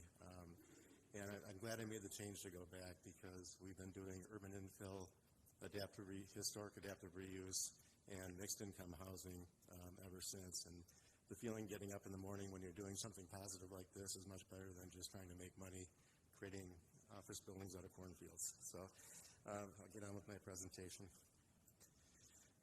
So a little history of the company. The Alexander Company was founded by Randy Alexander. It's a second-generation company. Joe and Nick Alexander is the president and vice president, currently running the company. We've done quite a bit of development, as you can see. One of the most important things about our company is that we're very focused and deliberate and cautious about what we do because it is a family-owned business. And so we create a team that's involved in every project. And because we anticipate having long-term ownership of the project, we want to make sure that we're not designing something that we can't afford to build, that we're not building something we can't afford to manage and maintain. So that's why we have our in-house team of all these disciplines involved in every project that we do. In this process, when we're evaluating a project, we probably have a dozen projects that we say no to before we ever consider taking on a project like this project that we're talking about in Greensboro. Most of our focus has been on the eastern half of the country. My area has been primarily the Mid-Atlantic area, from Rhode Island down to North Carolina. A couple of examples of the work that we've done. The Liberty project in Fairfax, Virginia. This was the former DC Correctional Facility, and that project, we are just completing the final phase. There's been a number of phases on that project, but it's a $200 million project. We built 171 apartments, historic adaptive reuse projects. 45 of those units are affordable. The balance of them are market rate. There's 157 townhomes that were built on the site, 24 single-family homes, and 174,000 square feet of commercial space. One of the things that makes us very attractive is the fact that there's so many community amenities. You can see from this plan there's a central green. That central green is available for all the residents of the community to use. There's a cross-county trail that's kind of running along the northern edge and western edge of the property. You can see that in the yellow line. There was quite a bit of community engagement in this project as well. A Citizens Advisory Committee was created to guide us through the neighborhood groups that were all affected in the proximity of this development. And one of the primary changes that occurred was you see all the townhomes in kind of the orangish color around the central green. We had those wrapping around the green, but with community engagement and the input from the historic preservation folks, they really felt there needed to be more connectivity between the reformatory on the lower part and the penitentiary in the upper part. So by moving the townhomes to the periphery down in the lower right-hand corner, that created that connectivity, which is very visible from the cross-county trail. Dan River Falls is a project we are just completing as well. This is in Danville, Virginia. And this is a public-private partnership between the Alexander Company and the City of Danville through their Redevelopment Authority. The Redevelopment Authority is currently master leasing the commercial space in the building. There's 147,000 square feet of commercial space. We built 190 mixed-income apartments using Virginia's Workforce Housing Loan Program. So a percentage of our units are set aside for those earning 80% of the median income. There's 207 interior parking spaces, and it's surrounded by a 7-acre park. The city has plans to create a whitewater rafting course around the project, so when that is completed, the building will literally be on an island, separated by the river and the canal that's being used for whitewater activities. Printworks Mill was another joint venture between the Alexander Company and the city. The Redevelopment Authority owned this building. They had twice had developers put in proposals to redevelopment, and both times the development fell through. So they selected us to come in and redevelop the building. Did I go backwards here? Oh, this is Printworks Mill. I did this last time I made this presentation too, because they look so similar in a lot of ways. But Printworks Mill, that's here in Greensboro, of course. And Printworks Mill had been vacant for a long, long time. It was a blight on the neighborhood. The roofs were caving in. There were 6 stories of structures that had fallen down into the basement of the building. Kind of interesting because when we were getting the approvals from council to do this project, there was a street renaming item on the agenda. So when I saw the street renaming item on the agenda here, I started having PTSD because it was it was a Josephine Boyd street renaming.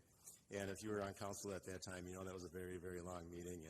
And thankfully, when they voted to adjourn, the mayor spoke up and said, well, Mr. Voss traveled all the way here from Wisconsin. We should at least hear his item before we adjourn. So I'm glad they did. And I'm also glad I was here for that meeting because I was so inspired by Josephine's story that we named the community room at Printworks after her, did a public dedication to that space, and I had the opportunity of meeting her family and listening to the stories about this brave young woman. So sorry about the little sidebar. I'll keep going.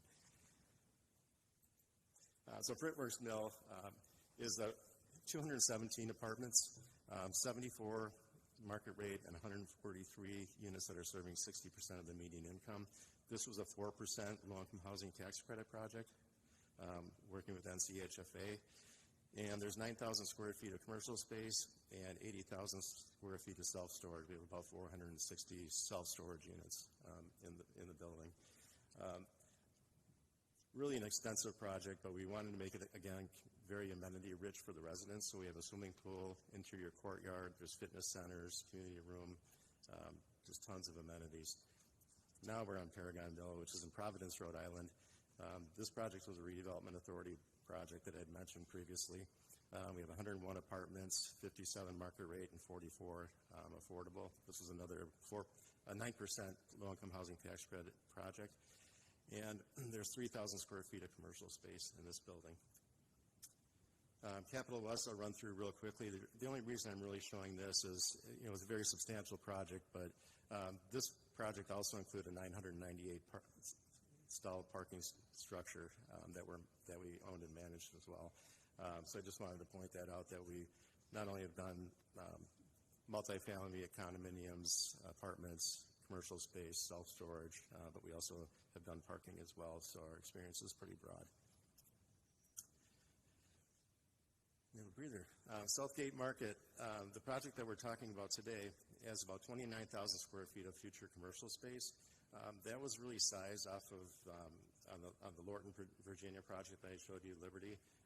The Lidl grocery store there occupied about 28,000 square feet, so we wanted to be able to accommodate a similar sized grocery store in this space. There's 149 spaces set aside for public parking, 160 spaces for private parking. And then there's also the ability to add 2 tiers of parking to create another 95 to 190 structured parking spaces, and I'll explain that later. There will be EV charging for electric vehicles and also bike parking for people that want to be able to use the greenway. The multifamily, we have planned 128 units on floors 2 through 5. 75% of the units will be 1 bedroom, so that reduces the amount of reliance on vehicles. We really see the fact that people will be able to live close to where they work in South Elm to reduce the amount of parking demand in the South Elm area. And we believe that it creates more safety too for the people that work in the South Elm businesses, whether it be bartenders or servers or hospitality workers, that they can walk just a few short blocks to their home.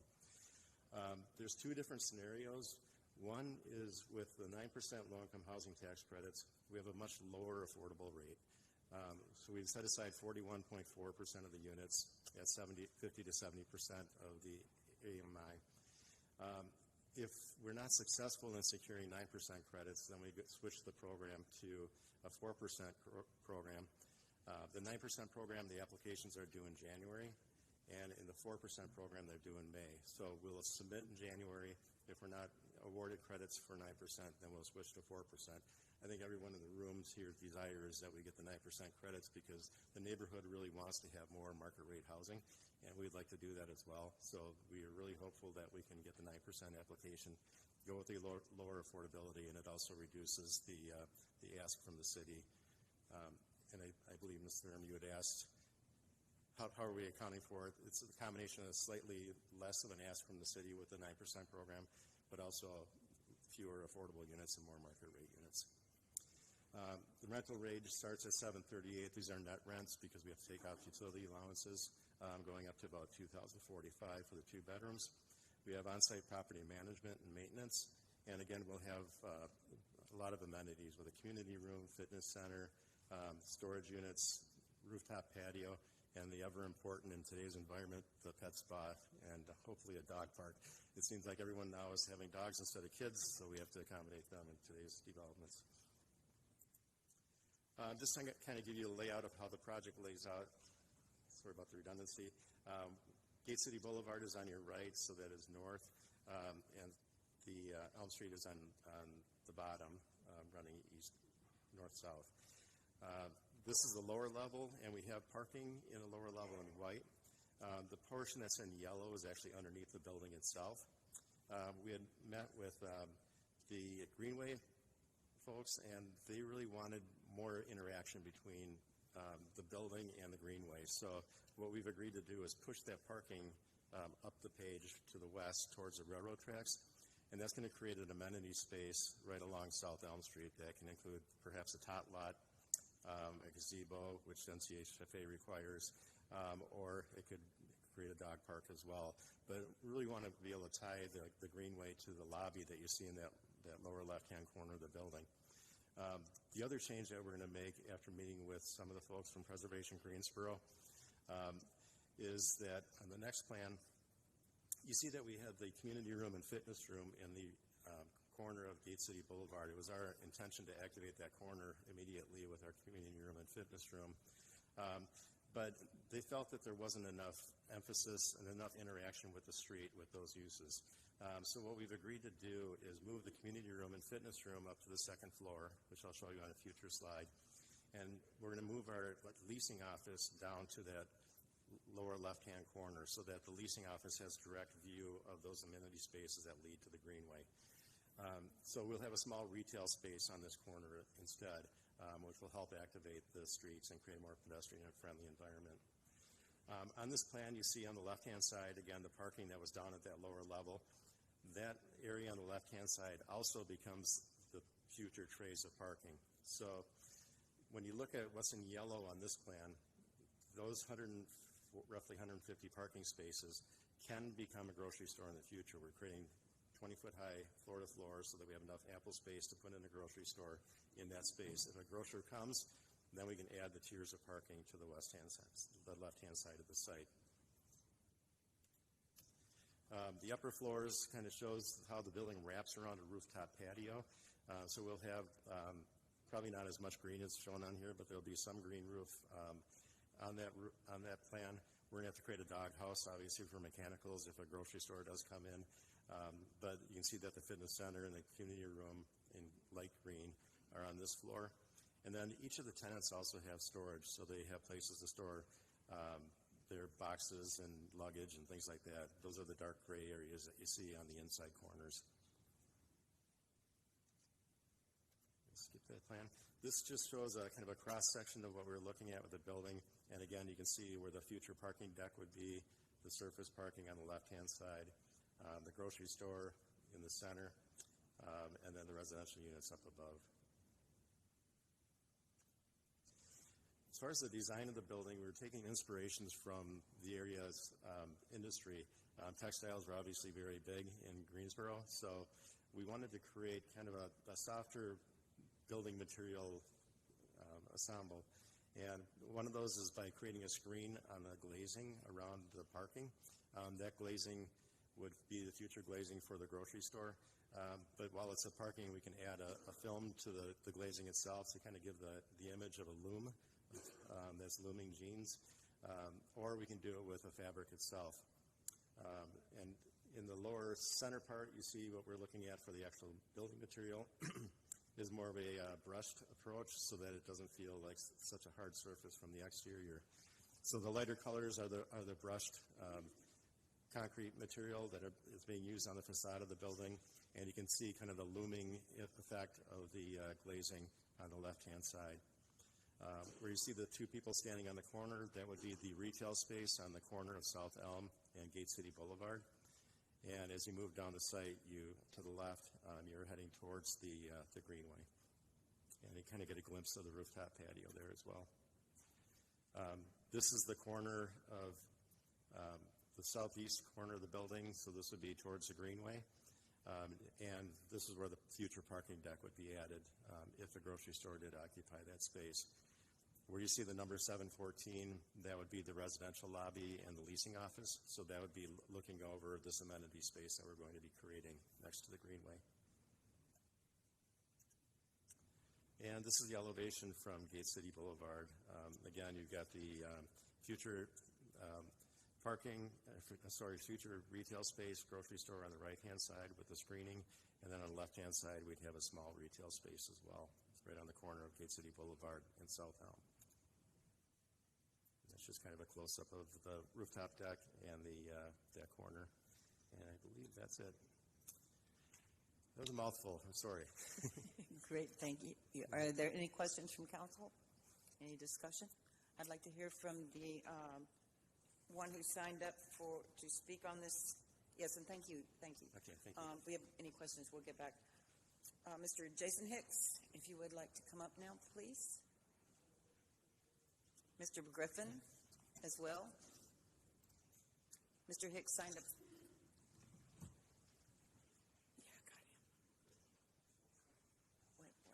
Wait till we hear them. Mr. Griffin. Yeah. Oh, can I go first? He wanted me to go. Okay, how you doing? My name is James Griffin from the Warnersville community.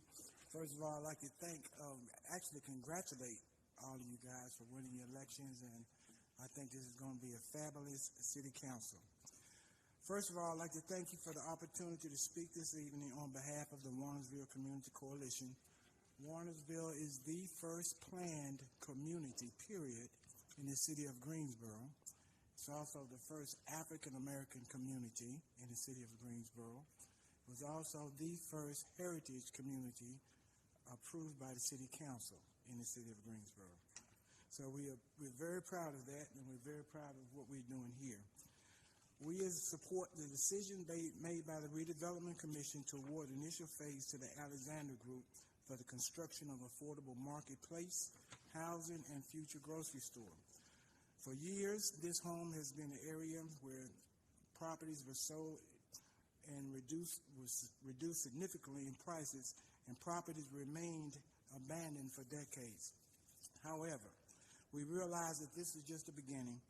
We believe that connecting Union Cemetery, which is part of our history, which was basically formed in 1865 between the union of 5 churches, could be an effective marketing strategy that combines local neighborhoods and city services in the future. We envision an innovation district that extends down Elm Street, combines retail, student, and senior housing, jobs, green space, and historic character. Union Square, the health facility that's on the corner, is a combination of higher education, UNCG, North Carolina ENT, Greensboro College, and Gifford Technical College, not Greensboro College, but Gifford Technical College and Cone Health. It is the union of 5 neighborhoods coming together: Southside Community, Old Ashboro Street, Arlington Park, downtown Greensboro, and Warnersville Community. So we've been working on this for several years as far as planning and thinking about what we want to do. And we've come to the conclusion that we have new partners in with the Southeast Unified Group who are supporting us and everybody in the surrounding communities. With the city's expertise and guidance, we are confident that if done properly, the Innovation District can and will become a place of destination for all the citizens of Greensboro, called with the possible name of Union Points. But that comes later. But thank you so much, and we appreciate everything that you do and everything that you are going to do. Thanks. Thank you, Mr. Griffin. Mr. Hicks?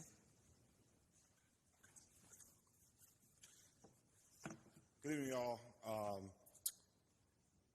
I guess I would say, for like 20 years, nearly 20 years, this has been like an idea, right? Just an idea. And I think it's fitting that many of you that were able to attend some of those meetings that Mr. Voss put together. I think it's fitting that y'all are going to vote on this tonight, and excited about what that looks like. And I just want to, I think it'd be remiss to not just come up and say, separate from like all the good stuff, something even better is I just want to mention that Mr. Voss has been exceptional throughout the process. I think that there's a lot of times, there are a lot of meetings that I've been to over the past couple of years where it's talked about, like, did you have a community meeting? Did you reach out to the surrounding communities? Did you do all those things? And he did.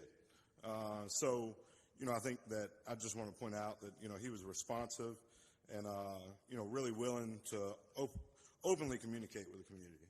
And I hope for all those reasons, y'all will vote in favor of this proposal. Thank y'all. Thank you. Nice to hear. All right. So, any questions from council? Ms. Black? I just wanted to lift up the comment to Mr. Voss that in that retail space, I would like to see conditions put on it of what it cannot be going forward. In that way, retail can be very broad, and as we move down the line of life, we want to be able to secure that remains a sustainable place. So if we could look at having some conditions around what it cannot be, and that can be based on the input from the community. But ideally, we know what we would want to see there, but I would hate for it to move forward and be a Dollar Tree, which is not something that we look for in our communities all the time. So I would just like to uplift that as a condition that we think about considering to put in that space. Thank you. Great. All right, Mr. Holston, anybody else? I'm also excited about this project. I did have the opportunity to listen to the presentation previously, and piggybacking on what Councilmember Black has said regarding making sure that we receive what we're expecting to receive. And a lot of times we don't always do that. And putting those conditions so that everybody can really continue to enjoy these on a long-term basis is important. What's also important for me is, talked about the different variety of things that are going to be there. We're talking about, the fitness center, talking about the greenway, talking about the retail, talking about the future potential for the grocery store. But also you're talking about, the LIHTC funding, whether it's the 9% or the 4%. What I'm also even more excited about is that there's market rate. So you have this whole mixture going on. It's not one thing or the other. It's not a concentration of one or the other. It's a variety in all aspects. And it's right there at that gateway, that doorway to downtown Greensboro, so to speak. Downtown one way, Warnersville the other's way. And I'm just very excited about the project and looking forward to that solution coming to that community that's been looking forward for so many years. Thank you, Madam Mayor. Anyone else? I would like to make just a few comments. I do recall the discussions back in 2006. I was attending some of those meetings, and I know Mr. Griffin was as well, about what was needed and wanted in the area. And I do think this is a major step forward. Mr. Voss, thank you for your presentation, and thank you for taking the time to talk to the community. I do know that, there are certain things we cannot exclude due to state law. However, I do know that Mr. Voss, with his presentation, is wanting to try to attract the businesses that we are expecting and hoping to have there. So I know that, upon further communication with Mr. Voss, we can move forward with that, and I do appreciate that very much. So I would accept a motion from council. Moved by Mr. Holston. Second. Seconded by Ms. Crawford. Please vote, council.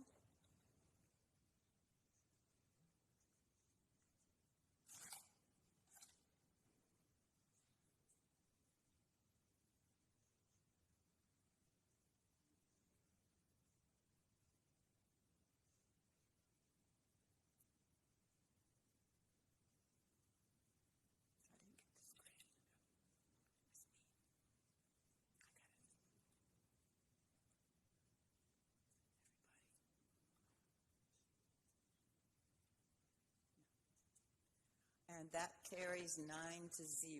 Thank you so much, everyone.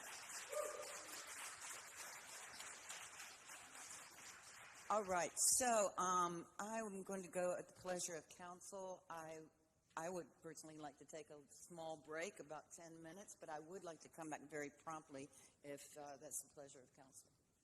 All right? All right, great. We will break for 10 minutes. Please come back within 10 minutes.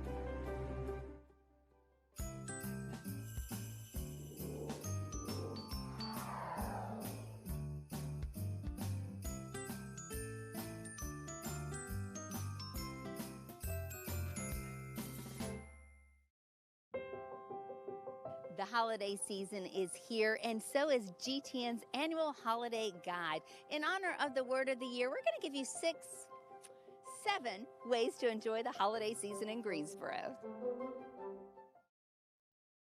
December downtown is a place you want to be. So many things going on, from the Festival of Lights to the parade to the Jingle Jog and much more. And the man who knows it all is Zach Matheny. Hello. What a day in downtown Greensboro right now. I mean, it doesn't look like we're in December, but we certainly are in December. The tree is up behind us. Skating rink is back this year in LeBauer Park. Skating rink's back. Piedmont Winterfest. It's gone till the end of January. Weather looks really good right now. It is going to be chilly, so it's perfect ice skating weather.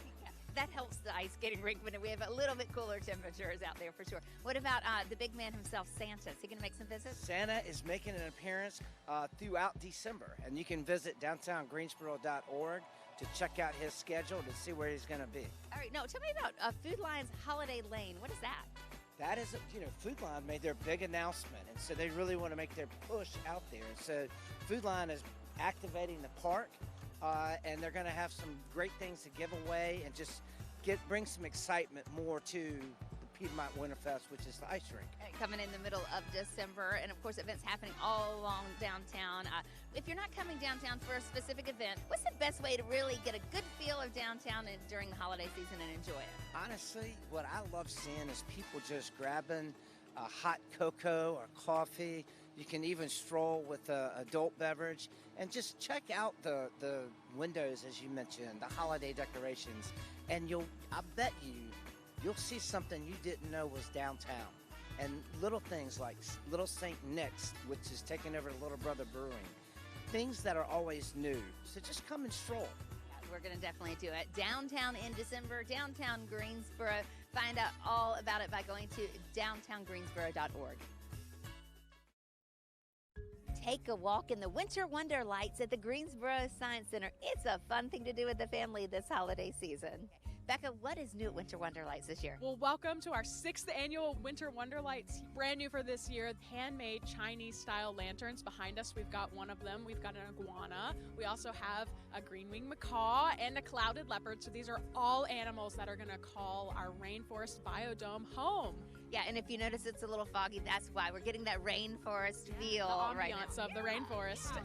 And this isn't the only new thing. No, so we also have our Merry Mermaids. They're in our Merry Mermaid Grotto, so they have learned to walk from our resident epaulet sharks. And so they are educating guests on aquatic species and the aquatic species that call the Greensboro Science Center home. How many lights are here? Any idea? Oh, more than 1 million. For sure, for sure. And really every inch of the Science Center is covered? Just about every inch of the Science Center is covered. You know, every year we're finding more and more spaces where we can put more of those lights in and even add more and more to that more than 1 million. And so talk about the experience when you come here. Like, how's the best way to get the most out of your time? Yeah, so, you're going to have a timed ticket. And so come at that time. You're going to make sure you get a parking spot and then just come and enjoy the time with your family. So, and your friends, this is really an experience. Be here for the magic and really just be here together and experience it, have fun, take pictures, and of course drink what I think is the best hot chocolate in Greensboro. Yeah, I'll never turn down a cup of hot chocolate. That is for sure. It's good.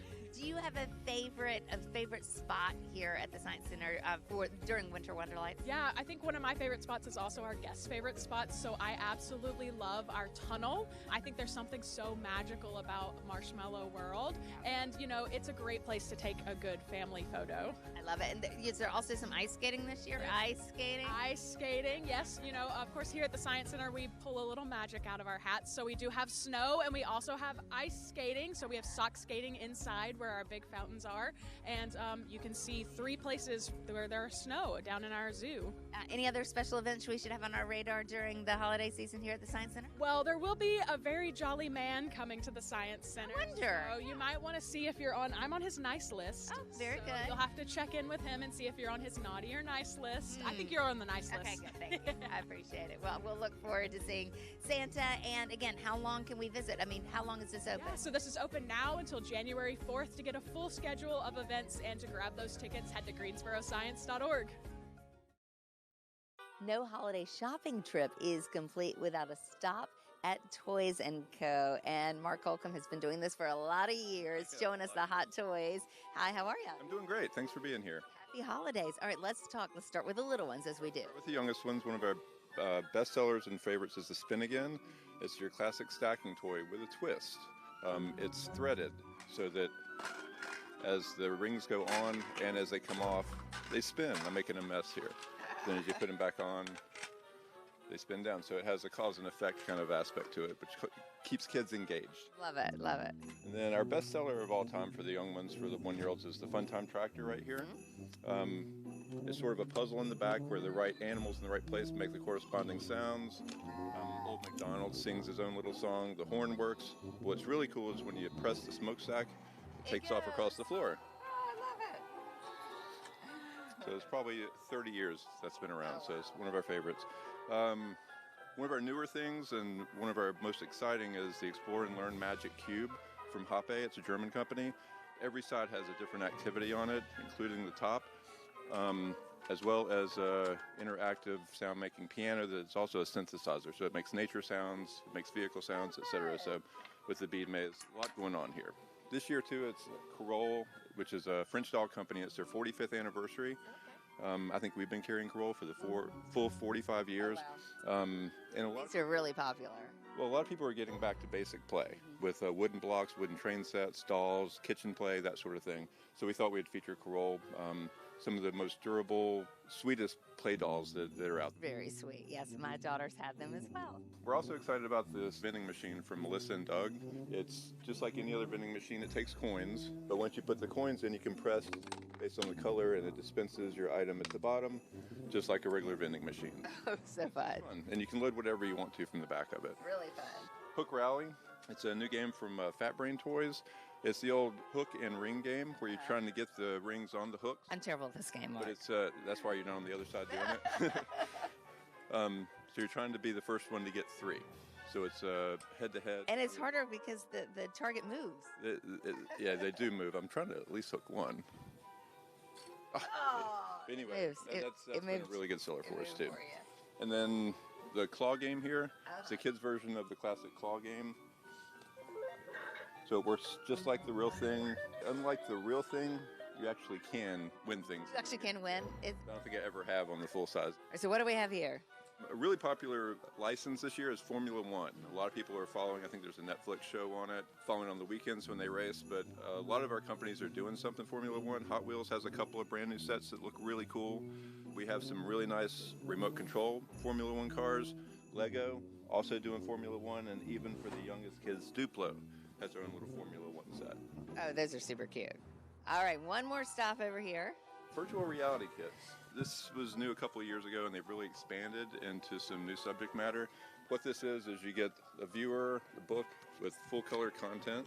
Put your smartphone into the viewer. As you're reading through the book, it comes to life. There are different little codes in the book that cause the video app to come to life, and you're in a virtual 3D world learning the content. The newest one is ESPN that we just got in on Friday. A really good gift for, say, 6 and up, all the way up to teenagers. Mark, what's your favorite thing about the holiday season in Greensboro? The people. Yeah, the crowd's coming in. It's unbelievable. The energy in here is fantastic. And it seems to get better every year. How is that happening? I don't know. Let's keep our fingers crossed that continues, right? Take it from me and my friend here. Come visit Toys & Co. in Friendly Center or online at toysandco.com. What better way to show your gratitude to a loved one who is a veteran than with a brick that is at the Guilford County Veterans Memorial? And Susan Danielson is board chair for the memorial. Hello. Hey. So tell us about the bricks. There are how many bricks already here at the memorial? There are 1,233 personalized bricks at the Guilford County Veterans Memorial. Each one with a name, and what is not on there is a story, and there are lots of stories here. That's true. Everybody who is memorialized on these bricks has a wonderful story to tell, and you can't tell that story on 3 lines. We have expanded our website to include a space to add photos and biography of the person who's memorialized on the brick. So this is a lovely way to honor someone in your life who served and was as a veteran. Tell us about how you actually do it and how the process works. It's pretty simple to order a brick. It's done through our website, gcveteransmemorial.org.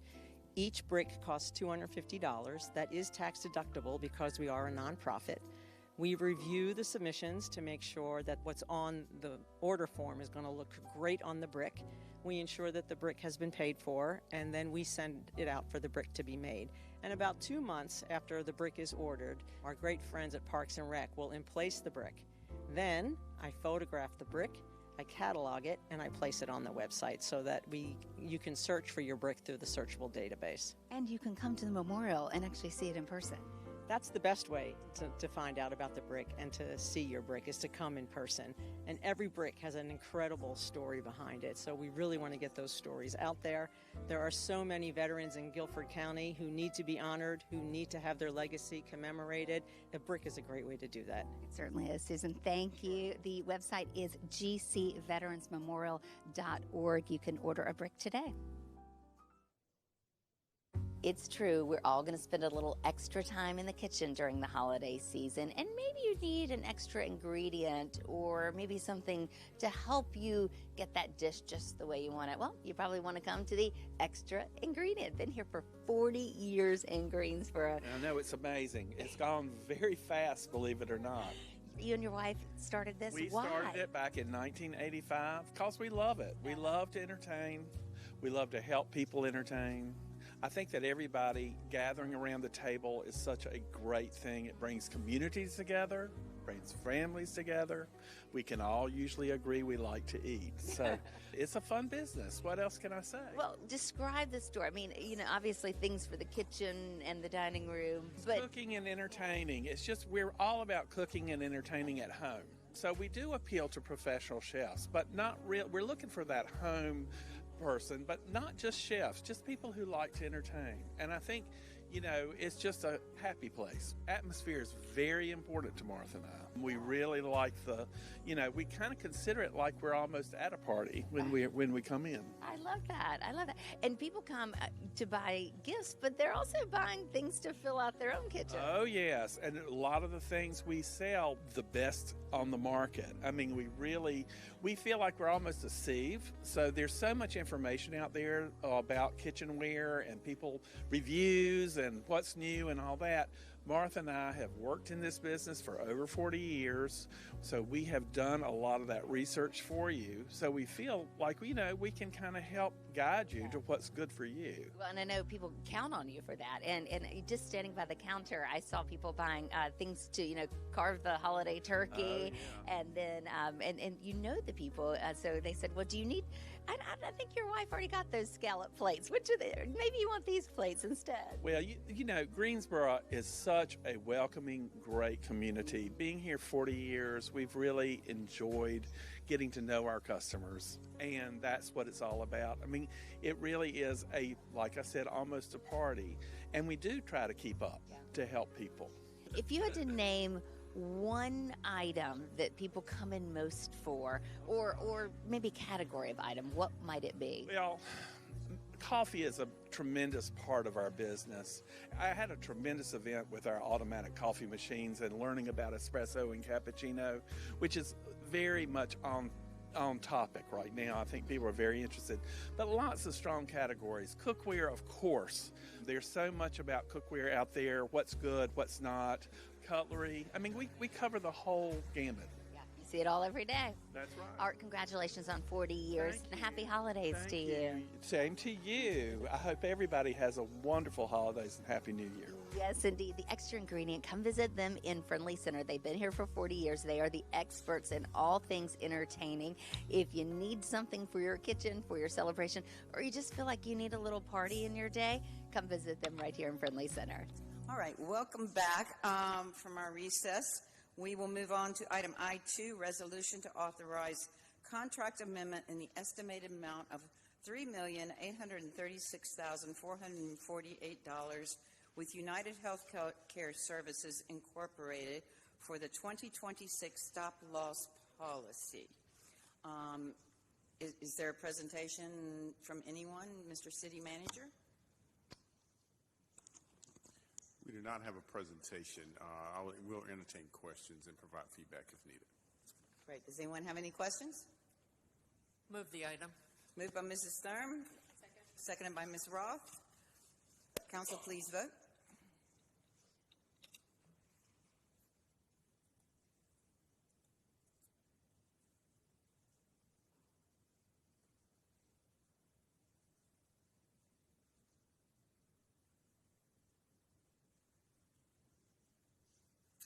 And that passes 9-0.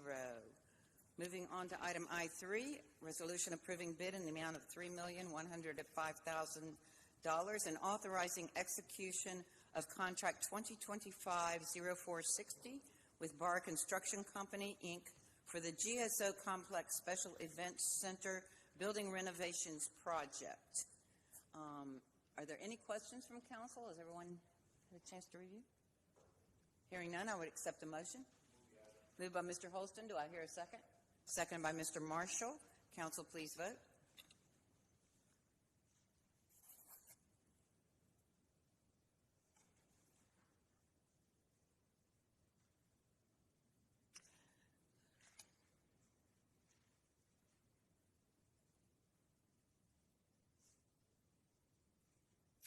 And that passes 9-0. Item I-4, ordinance to appropriate funds in Coliseum Bond Fund 525 for Special Event Center improvements. Do I hear a motion? Moved by Mr. Holston. Do I hear a second? Seconded by Mr. Marshall. Council, please vote.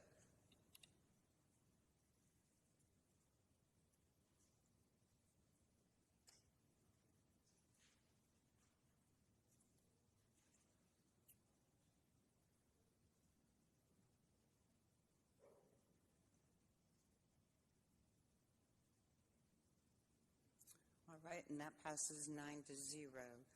Item I-5, resolution approving water and sewer service for properties at 1223 North Carolina Highway 62 and 1313 North Carolina Highway 62. Do I hear a motion or any questions? Move the item. Moved by Mrs. Thurm, seconded by Mrs. Roth. Council, please vote.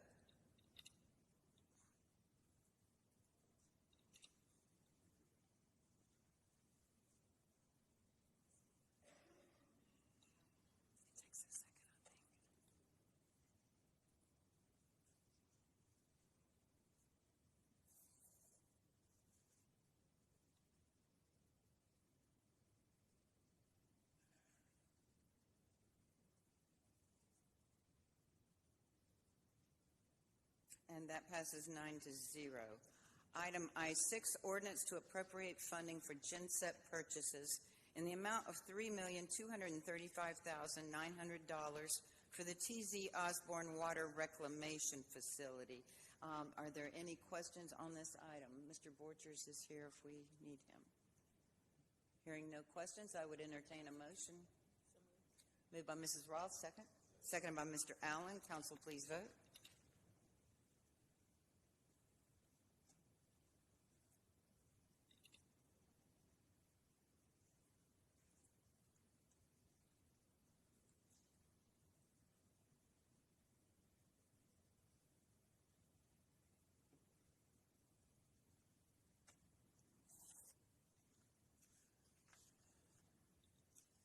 That passes 9-0. Item I-7, resolution authoring municipal agreement in the amount of $5,488,000 with the North Carolina Department of Transportation for HL 0166 Vandalia Road Modernization Project, Pleasant Garden Road to South Elm Eugene Street. Are there any questions from council?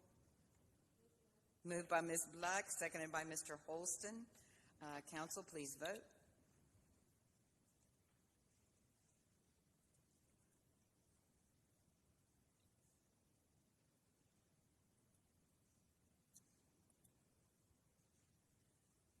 And I just want to say Vandalia Road in that area have been asking for improvements for a long, long time, 30 years that I remember. So I'm thankful this is moving forward.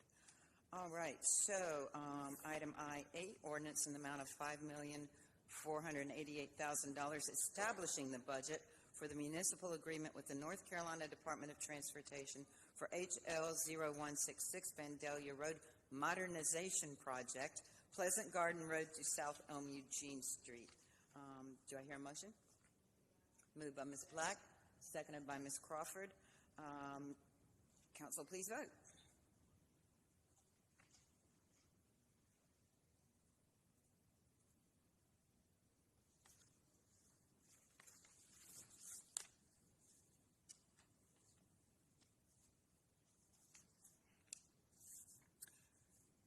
And that passes 9-0.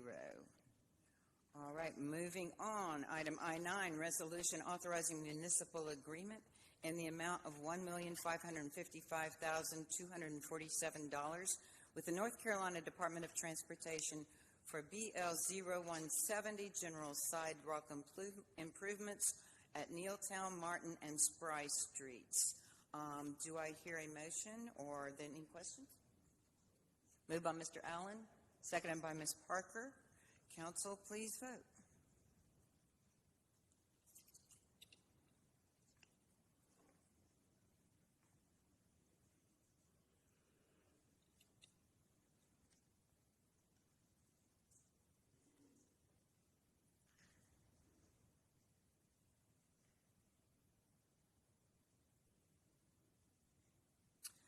And that passes 9-0. And our last item of the evening on our business agenda, item I-10, ordinance in the amount of $1,555,247, establishing the budget for the municipal agreement with the North Carolina Department of Transportation for BL 0170 general sidewalk improvements, the Nealtown, Martin, and Spry Streets. Do I hear a motion? Moved by Mrs. Thurm. Do I hear seconded by Ms. Crawford? Council, please vote.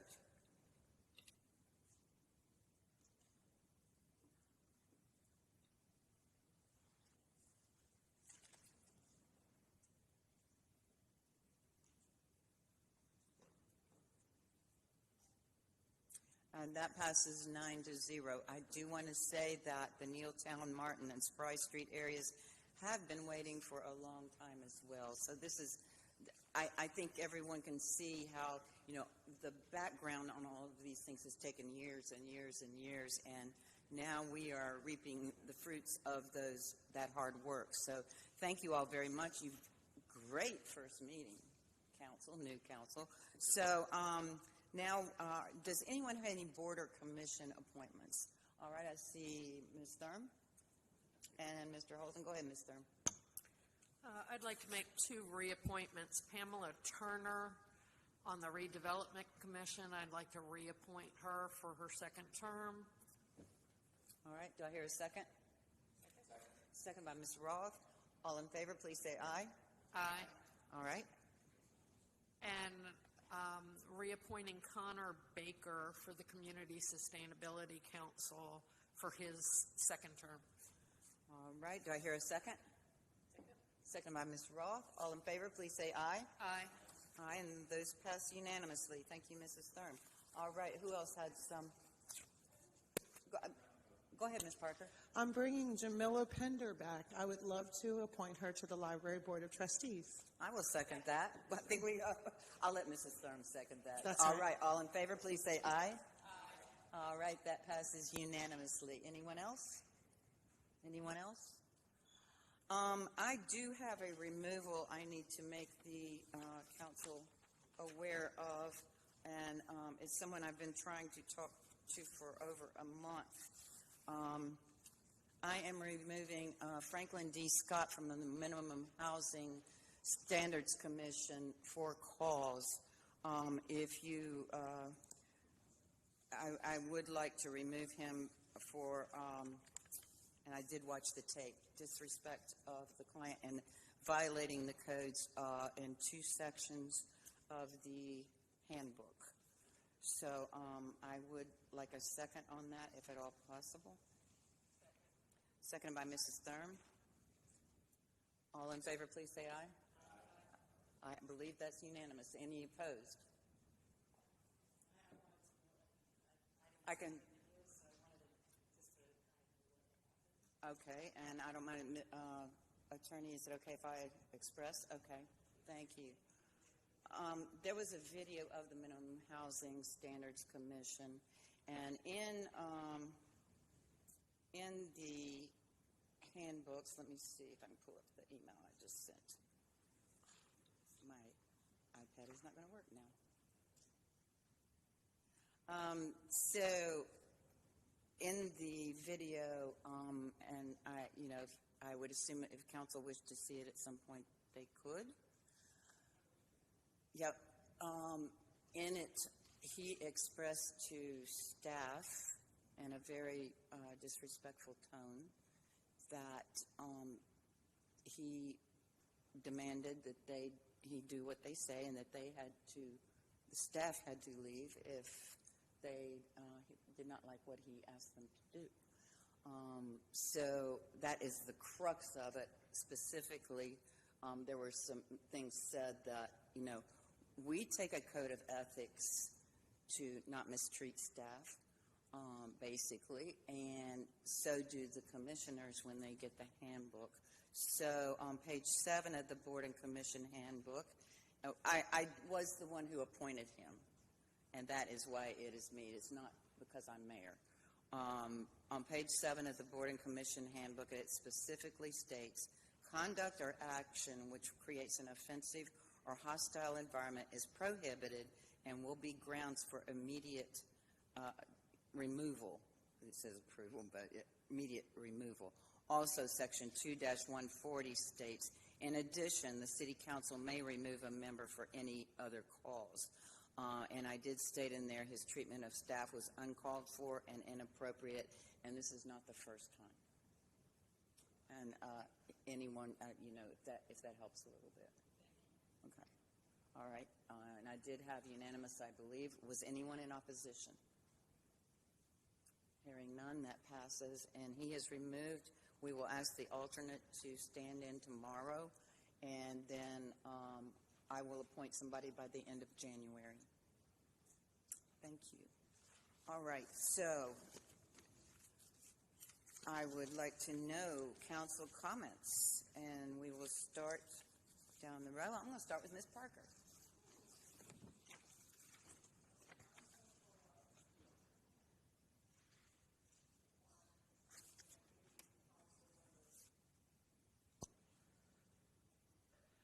What a great first meeting, one of many.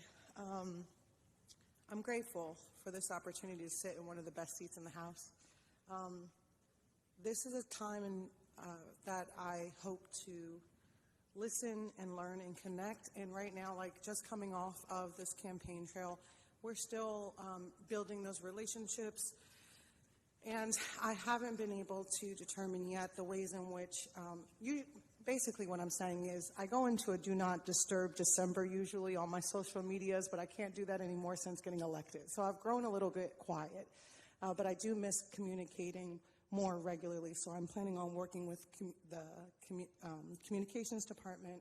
So in 2026, we have a more regular way of communicating.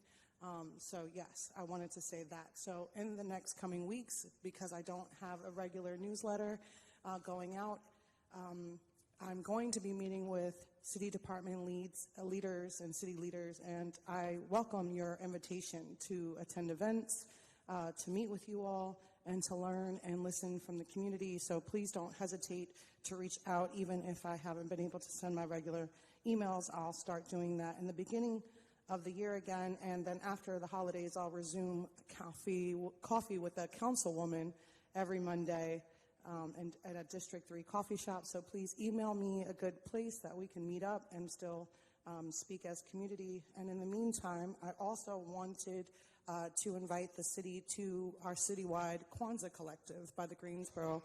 I believe this is probably like the 12th year. And so we, on December 27th from 10 a.m. to 3 p.m., Councilman Irving Allen and I have been asked to speak. And so we ask that everybody join us to celebrate Kwanzaa. And so thank you. Thank you. Mr. Marshall? I'll echo that. Great first meeting. I thought things might die down after the campaign a little bit, but, drinking from a fire hose is how I would describe this as a new council member. But I'm really excited about the energy that everybody has. You can see it. You can feel it. I think we're going to be able to accomplish a lot together. So I'm happy to be here and happy to get to work. Thank you. Ms. Crawford? So yeah, I'll echo the fire hose. We were in a really great meeting with a consulting group, and they asked us, did we feel like the dog that caught the bus? I think that is very apt, but what I loved about that was that we were working together to build a vision for this council and for our city, our vision for what we want to see in the city. I was really thankful to be a part of the Parks and Rec staff annual end-of-year celebration, and it was really great to see our mayor behind the line serving food. And it was really great to see all of the things that Parks and Rec has done over this year, and it's been a lot.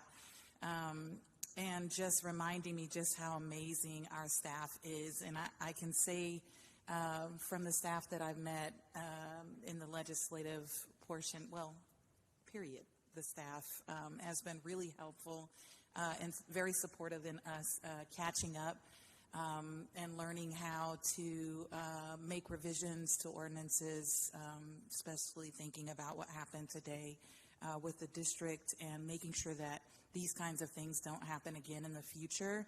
And I think that lands solely in council's lap of making sure that we strengthen our code enforcement. We heard it from speakers tonight.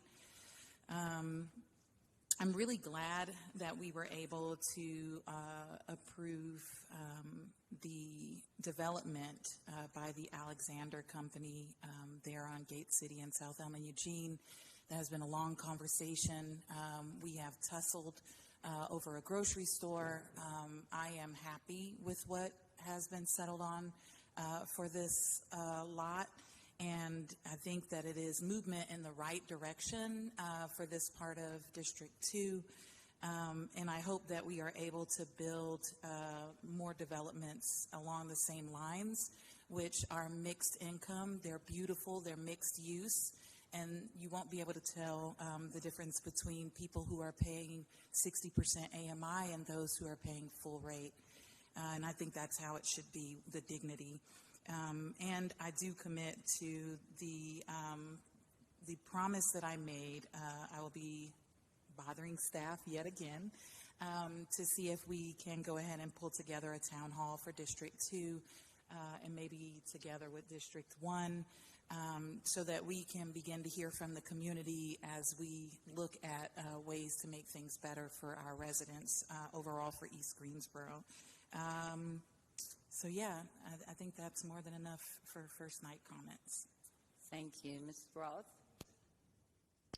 Thank you. I just want to say thank you to my colleagues who have been very diligent and very energetic out of the gate with all of your efforts behind the scene, your thoughtfulness and creativity on how we can help improve and grow the city. So I look forward to us working together. All right, Ms. Black. Thought we were going down the line. First, I'd like to wish our 2 council members who are celebrating Hanukkah. I'd like to acknowledge them and say Happy Hanukkah to you. I shared my memories of making potato latkes and applesauce to our students in GCS, so wanted to lift you up. Also wanted to thank all of our many community members for the holiday party invitations. It has made us feel really welcomed when we've not made them all, sorry, but there were 3 in one day at one day. So, but it has presented an open arms to us as new council members to feel welcomed. And so we want to appreciate those community organizations and members for those invitations. We've had a couple of events in District 1. The water, the concerns around the brown water we were supposed to meet, that was canceled due to weather. We will be revisiting that and letting our community members know when that will be rescheduled. I would also like to lift up that there was a Randleman Road corridor meeting in which I was not able to attend, but there are conversations happening around some forward thinking in that corridor area, and I look forward to sharing some updates in more depth with those community members as we move forward. I will echo what some of our former council members, our council members have said about the collectiveness. We have really worked as a team, I believe, and have come up with some very thoughtful ways to move forward on this council. So I'm excited to work with all of you all, and I think that we're going to be able to do some great things. I last want to say to our community that we appreciate the emails. We appreciate you reaching out, and we appreciate you communicating, and I want you to know that we're listening, because we do believe that your voice matters. And so I don't want anyone to feel discouraged about sending out any concerns or anything like that to us. And just because you may not get an immediate reaction, I want you to know that we're listening and we are taking in what you are asking for and hopefully honoring some of the things that you're looking for as in this council body. So that is all that I have, and I will pass the mic to Urban. Mr. Allen. This was a great first meeting, a fantastic experience, everything I thought it would be working with this council, so I'm excited about that. Want to make mention of the 2025 Positive Male Symposium that I was invited to last week, and thank the Forever 29 Foundation and Jones Elementary School for hosting almost 100 black male students at the Warnersville Rec Center. We had a fantastic time, sponsored by Monkey Face Clothing Line. Every child left with a jacket, and we had a fantastic time building up those young men. So I want to thank Alexis Gould and Chauncey Carter and Shan Carter for putting that program together and making sure that we are investing in our young people and in loving memory of Shannon Carter, who the organization was created for. Also wanted to make mention of the GSO CAN organization and the announcement. I was excited to hear that information and looking forward to following up, and just wanted to also make mention of along with the GSO CAN, the information that we received tonight from public comment to see how we could follow up on some of those, the information that we received, to see what can be done specifically, and I think that falls in line with the GSO CAN, so I would look forward to following up with staff and seeing what can be done and how we can look into some of those numbers that I did find a little worrying. And then also just want to also thank the public for their public comment and areas of concern.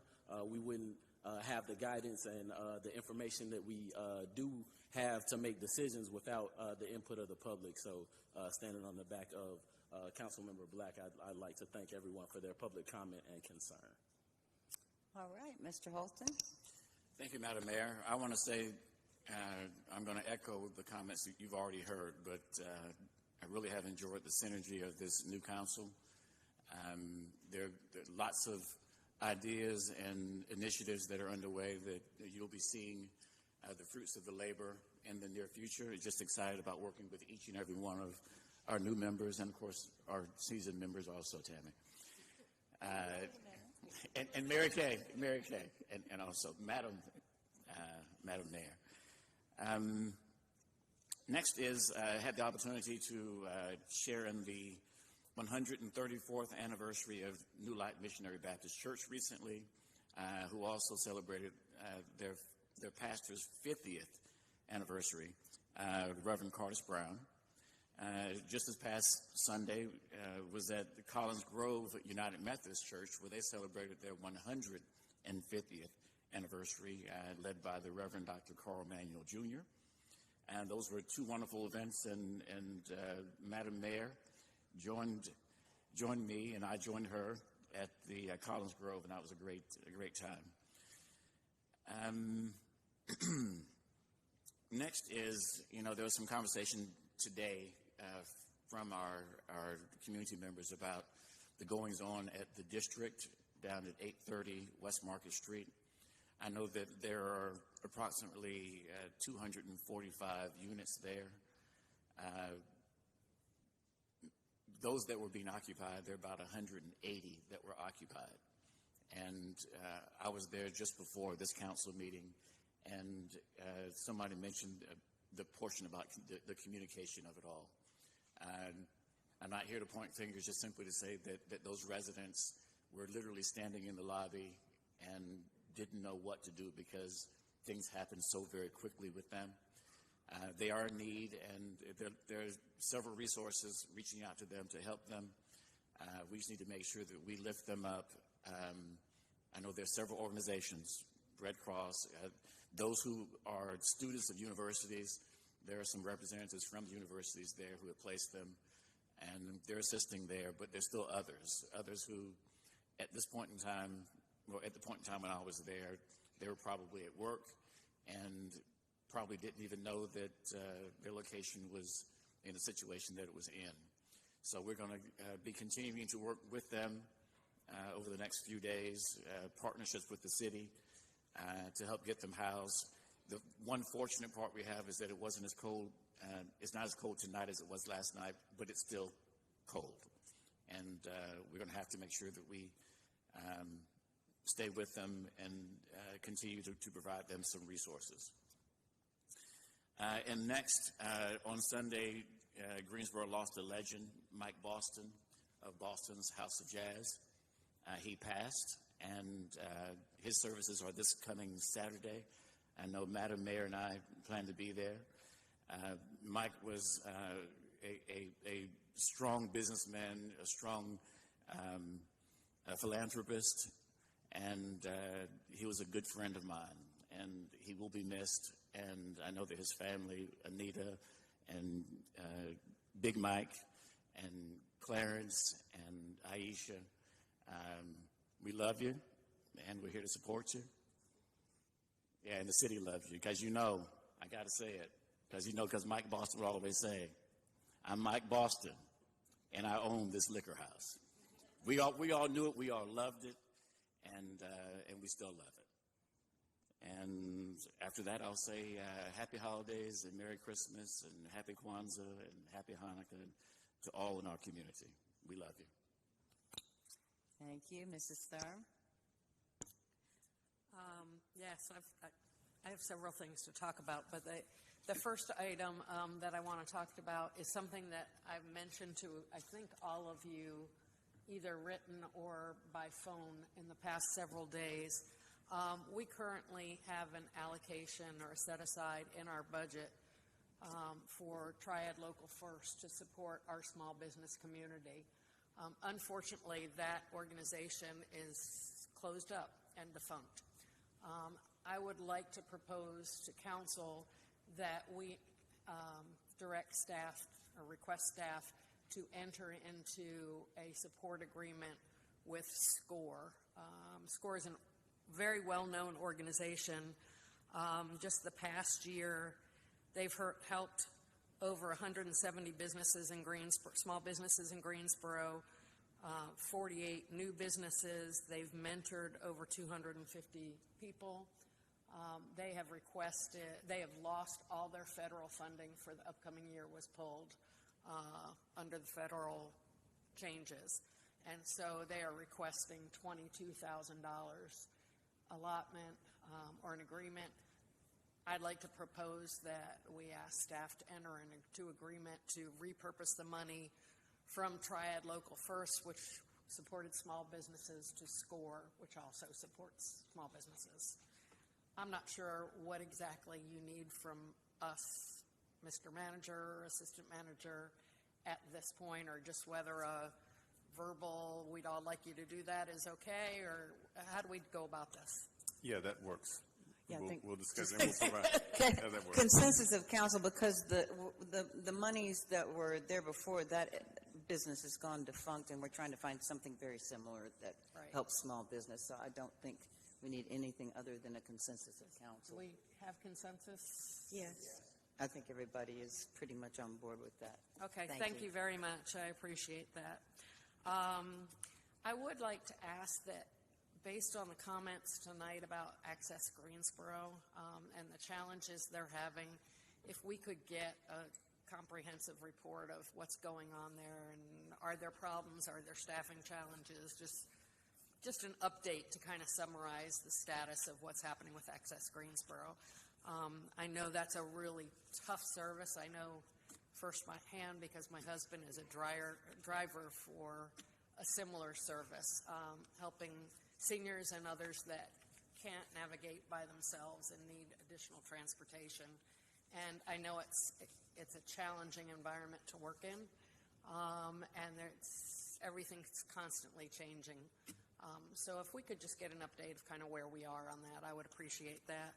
Councilman, we will give you a more detailed update, but I can tell you, I've had some conversations with a few folks and some community members myself over the last couple of months. Due to some of the staffing challenges that we've experienced, there have been some delays in some of the routes, but we'll get you a full update. Okay, if we could just make sure, people can usually live with delays if we communicate with them, and I think that's the key, is the communication piece, but I would appreciate help there. I also want to lift up that, not this past weekend, but the weekend before, we had the 3rd anniversary of the Women of the Shoah Monument at LeBauer Park. That's the Women's Holocaust Memorial that we have here in Greensboro. It's an amazing memorial. If you haven't been there, I'd encourage you to do it and visit it. But what was extra special is the niece of the woman in the picture, or the statue, that didn't take her boots off was here and spoke. And it was fortuitous that she found out about. We didn't know she was living. We didn't know who she was. She saw an article about the statue and reached out to the Jewish community, and it was very fortuitous and very cool to have her there to honor the legacy of her family that she lost in the Holocaust. And it was quite moving and a very special occasion to have her with us. And the last two things, reminding folks that the Walk of Remembrance is tomorrow night, Greensboro Urban Ministry at 5 o'clock, and I'd invite anybody that would like to participate. It's quite a moving event, and I would encourage folks to come. And last of all, I'm so proud of y'all. Everybody did good. We had a great first meeting, and I'm really excited, and I look forward to all of us working together for the next 4 years. And I think it's going to be great. We're going to do some really amazing things, and I'm very excited about moving forward with this whole team. So thank you very much, and I'll shut up. All right, I've only got a few brief comments. Thank you. I think everyone feels like, this really was a good meeting, and I thought we could power through, but then I also knew we needed a little break, so that was good as well. So thank you all. Just a few things. I attended the mayor's conference in Chapel Hill right after being sworn in, and that was for 2 days. And I just want to say that all of the other cities in North Carolina, as metro mayors, okay, they're experiencing many of the same things we are. We are not different from any other city in North Carolina. They're experiencing the homelessness. They're experiencing, sometimes an uptick in crime. They're experiencing needing more housing. All of them mention housing.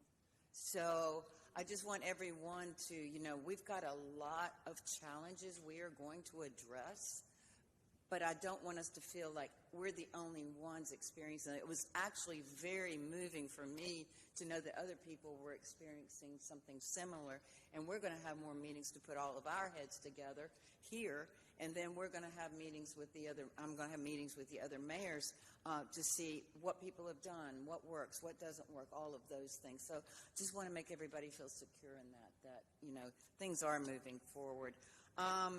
Let's see, so that, and I was able to attend A&T State University graduation Saturday morning.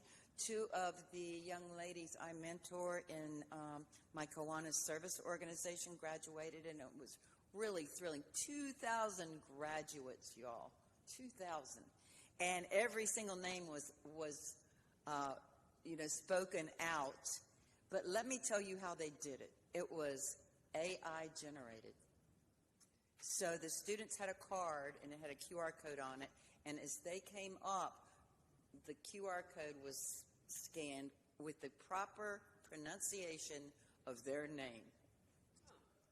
And it was fascinating, absolutely fascinating. You've got to see that someday, because I was in awe, because it is hard to know how to pronounce someone's name, and you don't know, phonetically or how to pronounce it. So that was very helpful. I was very proud of the young ladies. Also, condolences to Mike Boston's family. He's kind of a legend in Greensboro with the Boston's House of Jazz. And, I know that we all are going to miss him. My last thing is, happy Hanukkah, happy Kwanzaa, Merry Christmas. So I will now see if the city manager has anything he would like to say. Yes, Mayor, thanks. I've got 3 quick things. One, sad news. We received notification from our solid waste and recycling director, Griffin Hatchell, of the passing of one of their supervisors, Paul Jacobs. On just a few days ago, he had a tremendous reputation amongst 6 folks, so I'll ask you to please remember them. This has been a tough year for that group. He was an Army veteran as well as a father and grandfather. So please remember that group and Mr. Hatchell, Director Hatchell. On a positive note, I do want to take privilege to give a quick recognition. Our very own Larry Davis received the John Jack Voigt Lifetime Achievement Award for outstanding commitment to advancement of local government budget and evaluation, which recognizes individuals who have advanced in the field of budget and evaluation in North Carolina local government. This is the highest honor presented annually at the North Carolina Local Government Budget Association. So thank you so much for your service, Larry.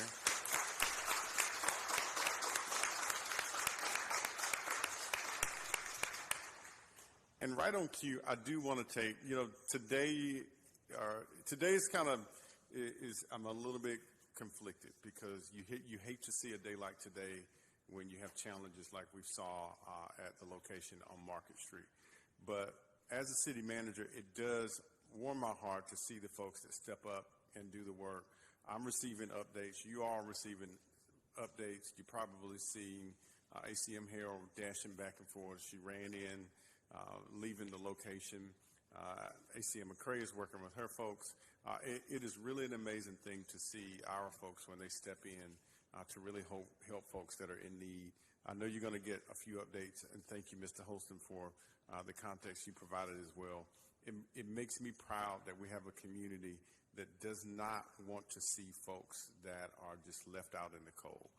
So again, I'm kind of conflicted. You hate that it happens, but I'm proud to see people step up and work together from a number of different spaces. I received some messages from the county manager looking at how they can potentially assist us. So again, and thank you all for your leadership. Thank you all for this first meeting. Looks like we have a great next 4 years. And thank you for the questions and the inquiry and working with us and looking forward to things. I'll kick it over to my partner over here. Madam City Attorney. Right. So I mentioned in onboarding to you all that I thought the next 4 years were going to be amazing. And I think tonight is indicative of that. I'm just gleaming because I've known most of you guys for the last 20 years of me being in public service and you supporting me, and now I actually get the opportunity and the blessing to support you. So happy first meeting. Merry Christmas, Happy Hanukkah, Happy Holidays to all of you all, and we'll see you at the next meeting in January. All right, so I think that is the consensus that this was a great meeting. I want to thank everyone for their input, for asking questions, and a lot of times, as was said, the city manager, staff, any of us can help you answer questions, so feel free. I will now entertain a motion to adjourn. Made by Mr. Holston, seconded by Ms. Black. All in favor, please say aye before you leave. Aye. Okay. Thank you. Apparently.